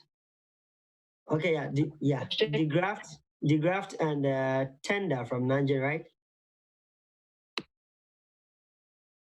Hello, can you guys hear me? Yes, the graft. Yeah. You're next. Go. Okay. Honorable Ken, good evening. It's actually evening here. And Yeah, good evening. afternoon to you. Okay. This meeting is actually beyond politics. I don't know if my question is geared towards politics, but let me ask all the same. You try your best to ensure sanity within the Ghanaian economy, sanity in the area of fishing out corrupt personalities, including politicians, fake pastors, and many others. Would you say that if as a single individual, you've been able to bring valid evidences against corrupt individuals, is it okay to say that the Office of the Special Prosecutor has failed in the execution of its mandate to Ghanaians? Well, I wouldn't say that, but I can say that a lot of people don't have confidence in the system. Why? Because they report their cases to authorities, the police, security agencies, and they don't get help.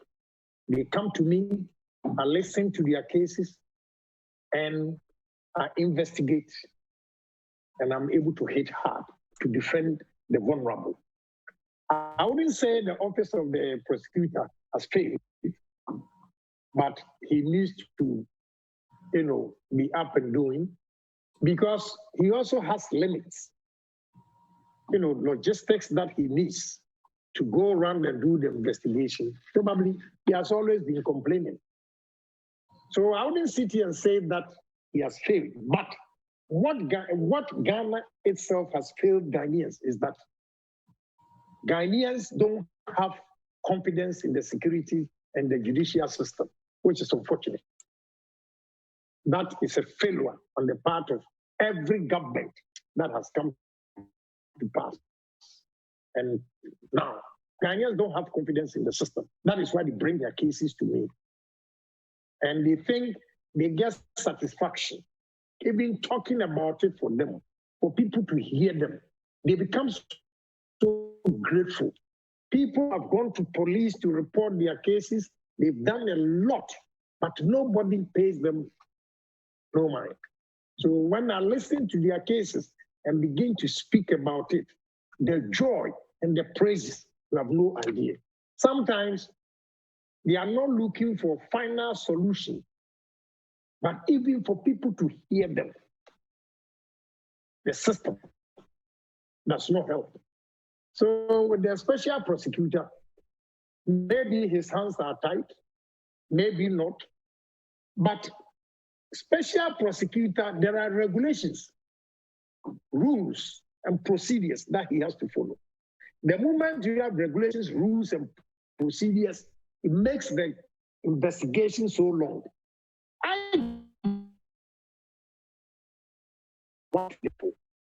Then I start making phone calls, going there myself, raising questions, blowing some of the issues on radio and television. And you see the people be dancing, quickly rushing to come and explain their side. So maybe the prosecutor is not able to do it because of rules. Parliament approved it. It is not very easy to just take somebody to court. That is why maybe you might see the difference. I wouldn't say that he's weak. Thank you. Thank you very much, Honorable. I'm sorry to say, for the rest that still have your hands up. Okay. But Honorable was very outspoken, and I'm sure one way or the other, our questions that we have might be answered in some of his shows. Let's keep following him. That was the last question that he attended to. You call HE, His Excellency, in to give a final word, and then we'll give the vote of thanks.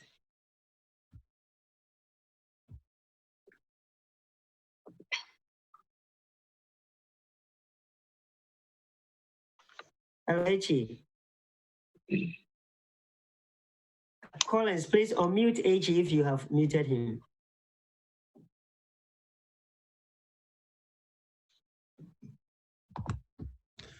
All right, thank you very much. Just been unmuted. First, I'd like to thank my friend, Honorable Kennedy, very much for giving us all this time. He shared a lot of wisdom with us, and I'm hoping that it's going to help all of you in your careers and your lives as you move on. You all have the role to play in the development of the country and our continent, because as I've always said, it's through your passion, your hard work, as he has repeatedly said today, that we can also develop our country. Kennedy Agyapong, he's told us he's not any special. He's been able to get here by dint of hard work. And I think he's our fifth speaker, and all of them have basically echoed the same themes: honesty, hard work, risk-taking, and today he's also talked about savings, which is very, very important. Just yesterday, I was telling a friend of mine that it's sort of strange that COVID-19, for the 3 months that China was under lockdown, we didn't hear so much about people saying they didn't have money here and there. You haven't heard it from people in South Korea, Singapore, because they save. Every person, the Asians, one of their biggest strengths is savings. Singapore was basically built on the back of savings from the people. And that's where everybody in Singapore has decent housing. So I think it's something he talked about a lot. You don't have to make money or become wealthy by having a lot of money to start with. If you save and save well, that's your good beginning. So I would like to thank Honorable Kennedy very much for his time. And I'm hoping that because a lot of people did not get a chance to ask questions, hopefully during this series, we'll call him back again and he would oblige. So thank you all for also participating and sharing your time. And I hope that you've learned something useful this evening. Thank you. Thank you very much, HE. God bless you too. for this opportunity, helping us with this opportunity. And any final word from Honorable Ken? And then we can all thanks. I want to thank His Excellency for his good job and innovation. Very, very innovative. I don't know, I know most of you have been there before His Excellency came as the ambassador to China. We were there one time, we visited even the embassy and the residence. The way it was so dilapidated, we didn't know how he was going to live there. And I remember very well that they told us that the previous ambassador was staying in a hotel whilst there was residence over there. If you look at innovations, bringing students to the world together for us to share ideas together, I think he's a great man. Let me tell you his secret. Ambassador, I'll share your secret with them. You see, you have done well for Ghanaians in China as well as the world. The first ambassador to initiate something like this. First, there were two guys that worked very hard for President Akufo-Addo. He gels with me because he thinks on his feet and always believed in me that what you are saying, we can do it. Others were all the time arguing that the guy, Agyapong, talks too much. So when we finished, we were deciding where each of us would go. Of course, I'm a parliamentarian and I don't want to be a minister, so I was out. So Your Excellency wanted to go to where the Excellency virtually. He wanted to go to Ghana Airport Company. Ghana Airport Company. And President said no to him. He wants him to go to China. So I think he didn't know China well. So myself and Mr. Pombio told him, it's a very good place. The way you're a businessman, if you go there, you can bring investment to Ghana very well. And you all attest to that. What we're experiencing today, let's ask one from Kwame Nkrumah's time to date. Which ambassador has been able to establish this interaction between students and, politicians or businessmen? Very, very innovative. So I say a big thank you to His Excellency. It was not by mistake. You see, airport company, for controversial place. Now, the way you are doing well you are not ambassador for China. What you are doing, you are ambassador for the world. I hope your colleague ambassadors will emulate and also do same. I take opportunity also to thank the students for having, I know it's very late over there, but you've stayed so late just to listen to my nonsense. I hope my nonsense may probably help one or two people who will take it to be nonsense and make good use of it. So thank you much, all of you, for listening. And definitely, anytime you invite me, it is on weekends, I'll make time to talk to all of you. God bless all of you. Thank you very much. And I wish Nana. I wish all the women happy Mother's Day. Tomorrow is Mother's Day. So I wish all our wife, children, staff, everybody, women who have kids, I wish you happy Mother's Day. Thank you very much. Thank you very much, Honorable. Yeah. Nana, Vice P, you help us with the vote of thanks, and then if you give us the closing prayer. All right, thank you very much, Honorable Kasim. I'll first give thanks to the Almighty God for making it possible for us to have this conversation. Together as students, we all say a very big thank you to Honorable Kennedy for, upon your busy schedules, you've tried your best to meet us and shared your story, even the secret aspect of it. So I will say a very big thank you and God bless you for that. once again, on behalf of the union, we say a very big thank you to His Excellency, Edward Boateng and his team, Ghana Mission, here in Beijing, and Honorable Felix and the NEC. I'll mention a few. Honorable Emmanuel, that is the Senate Chair, and all members here. I would say a very big thank you for making it possible. Once again, on behalf of the union, we say a very big thank you to all the technical team, MMP team here as Nukes China, and NEC2 technical team, also doing their best to put all this program together for us to have a wonderful talk. Once again, all viewers, those watching us on YouTube, NEC2, on Zoom, everywhere, we say a very big thank you. And at this point, I'll use this opportunity to say, COVID-19 is not over, but it will be over. However, let's do our best and stay home and stay safe. And God is with us. Peace be with you all. Thank you. Thank you.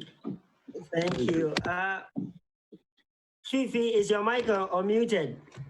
Yeah, it's unmuted. Okay, all right. Give us the closing prayer and let's say bye to everyone. Okay, let's pray. We thank you, God, for the greatness you've given to us today. We are thankful for the Honorable giving us. He's given us so much to learn in this very short time he spent with us. We pray, oh Lord, that you grant him the grace to be able to live long and impact onto us so we can find ourselves taking over the reins of government and the reins of the nation when we reach that particular stage. And so we pray, oh God, grant us the serenity that some of the things we cannot change, the courage to change the things we can, and the wisdom to know the difference. Amen. Amen. All right. To those that we couldn't help with your questions, let's keep following Honorable. He's one of the most outspoken politicians. He's not one of, he's the most. So keep following him. Your questions might be answered in some of his public, speech. So thank you very much for staying with us. This is brought to you by Nukes China in collaboration with the Ghana Mission, NEC2. And you can always find the video. You can watch the video, the recorded video on NEC2 TV, their recorded versions, or on YouTube or on the Nukes China website. Thank you and have a blessed night.